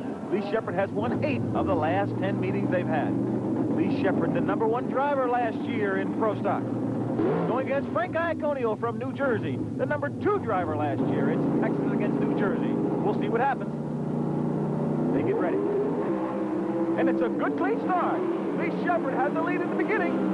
And it looks like he's going to beat Frank Iaconio if he holds on, and he does. Oh, what a close race. Lee Shepard starts his winning ways in 1984 the same way he left off in 83. Looking at the start, we see it's almost a perfect start. Both cars leaving the line almost simultaneously. The word in the pits was that if Frank Iaconio could not put a hole shot on Lee Shepard, he would not win this race because Lee Shepard has the faster car.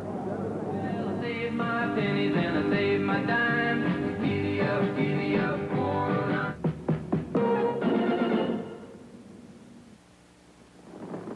It's Tim Gross against Al Segrini in the finals of the funny car. We talked to both of them about their strategy for this race. We're not trying to overpower the track. A lot of the bigger guys, I think they're trying to get the big numbers like during qualifying. We've decided to let's stick with something like a low 590 passes and we can win this race. If we overpower the racetrack, we're going to be all over the track also. As long as I can stick it in high gear without smoking the tires, we'll win a drag race. Two different opinions, but there's only going to be one winner. As we take a look at Tim Gross. Al Segrini won this race in 1982. Going to try to repeat in 1984. Tim Gross for his second time in the final. As they line up, there they go. Al Segrini gets the jump on Tim Gross right from the start, and looks like he's in a ball of fire. His blower's gone already. He's won the race in 5.96, but look at his car bounce around, completely out of control.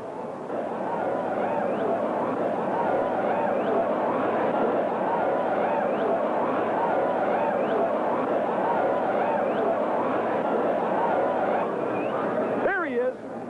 Keep coming, keep coming. All right. Oh, man, what a tough victory. What a tough way to win. I guess it's all worth it. We take a look back as the fire shoots from the side of those cars. Al Segrini, the victor. Close to the finish line, his car bursts into flames. What a tough way to win. I've been driving now I'll say 10 years professionally, and this is my first fire, and I'm telling you, when the guys say it gets hot in there, it gets hot in there, I'm telling you. But, boy, I think everything's okay. I mean, it's a shame we did this, but we didn't want to end like this, but we're in the winner's circle. We're starting 84 off good. The Top Fuel Eliminator. This is what all 37,000 fans have been waiting for today. This exciting race. Gary Ormsby. We'll see what he had to say about how he prepared his car for this race. Well, the car's been prepared real well for me, and that's helped me a lot. I think that the years of experience I have help a little bit, too. But this car is prepared excellent, and that's the biggest reason this car is performing today. He can say that again because he's been running consistent all day long. That's how he got to the final. And he'll be going against Joey Amato, the #2 driver last year. He's been very consistent. He's proud to be a Top Fuel driver now. We're kind of feel like we're the rookies on the block. This is only our start of our 3rd year as a Top Fuel dragster driver, and I worked my way up through the ranks. I've been very successful as an alcohol driver. We've won a lot of national events like this, but you don't really get the credit until you get into Top Fuel or Funny Car. Joey Amato appearing in his 5th final round against Gary Ormsby. He last won his NHRA race by defeating Joey Amato. They're off. And it's awfully close. I really can't tell who's going to win this race. It looks like Ormsby has won, and I think he has. 5.66 seconds against 5.67 seconds for Joey Amato. Oh, what a close race.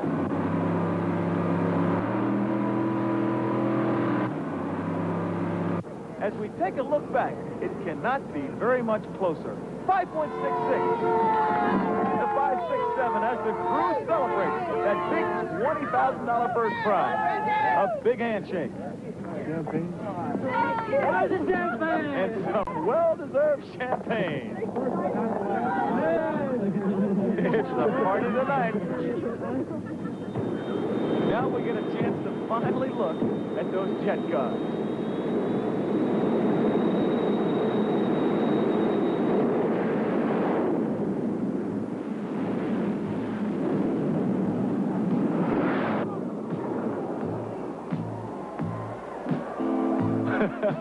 I'll bet you that guy's glad the day's over. That's it for the 24th Winter Nationals. We've seen some great drag racing today. We hope you've enjoyed it. I know I have. I'm Reggie Jackson, saying so long from Pomona, California.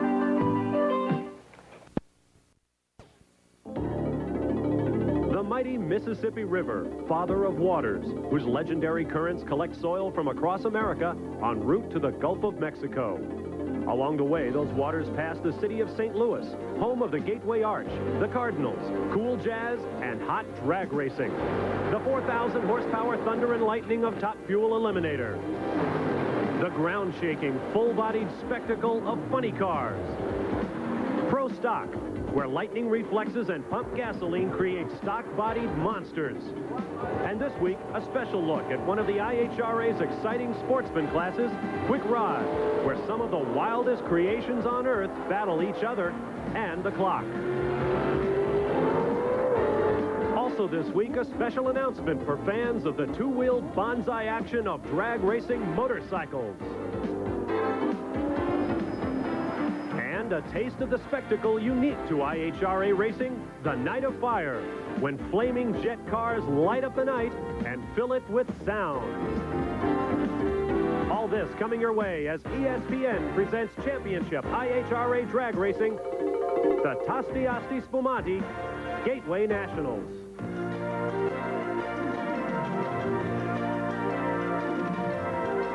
ESPN, celebrating its 10th year as the world leader in motorsports coverage, presents Speed World. Gateway International Raceway, hard by the famous St. Louis Arch, and today the site of the 14th Annual International Hot Rod Association Gateway Nationals. Hello everyone, I'm Bob Varsha, welcoming you to St. Louis, Missouri, westernmost stop on our International Hot Rod Association ESPN Caravan this season. We're approaching the midway point of the 1989 IHRA campaign, and we expect to see championship battles developing in all of our featured classes: funny car, top fuel, alcohol funnies, and pro stock. For more on those battles as they develop here in St. Louis, let's go to the rest of our IHRA drag racing team, Ted Jones and Brett Kepner. Thus far, the action has been incredible. And in IHRA's famous Night of Fire, the numbers were awesome, Brett Kepner. Boy, they sure were, Ted. In the professional categories during qualifying here at the Tostiasti Spumani Gateway Nationals, every single track record was destroyed. In Top Fuel Eliminator, for instance, John Kerry, the veteran from Delaware, made his first ever pole qualifying run at 5.33 seconds on a track previous record of 5.76 seconds. In Pro Nitro Funny Car, the #1 qualifier also destroyed the track records. R.C. Sherman in the Ray Vestas Clutches Pontiac Trans Am at 5.76 seconds, 260 miles per hour, became the first ever to hit that mark at this racetrack. In Pro Stock Eliminator, one of the strangest situations we've ever had in that category. Ricky Smith, the 4-time world champion in the Stroh's Purolator Trans Am, ran 7.412 seconds at 187 miles per hour. But the #2 qualifier, his rival Billy Ewing in the Ewing Brothers Camaro, also ran 7.412 seconds at 187 miles per hour. Even in the Pro Alcohol Funny Car race, the local hero Greg Moss, who's leading the World Points Championship right now, has preset both ends of his own track record to 6.25 seconds, 225 miles an hour. And Ted, I got to think it's going to be even quicker during eliminations today. I agree with you there, Brett. Coming up, something you won't see anywhere else in all of drag racing, a night of the thunder and lightning of jet-powered dragsters in the IHRA Night of Fire. Stay with us. We'll be right back to St. Louis.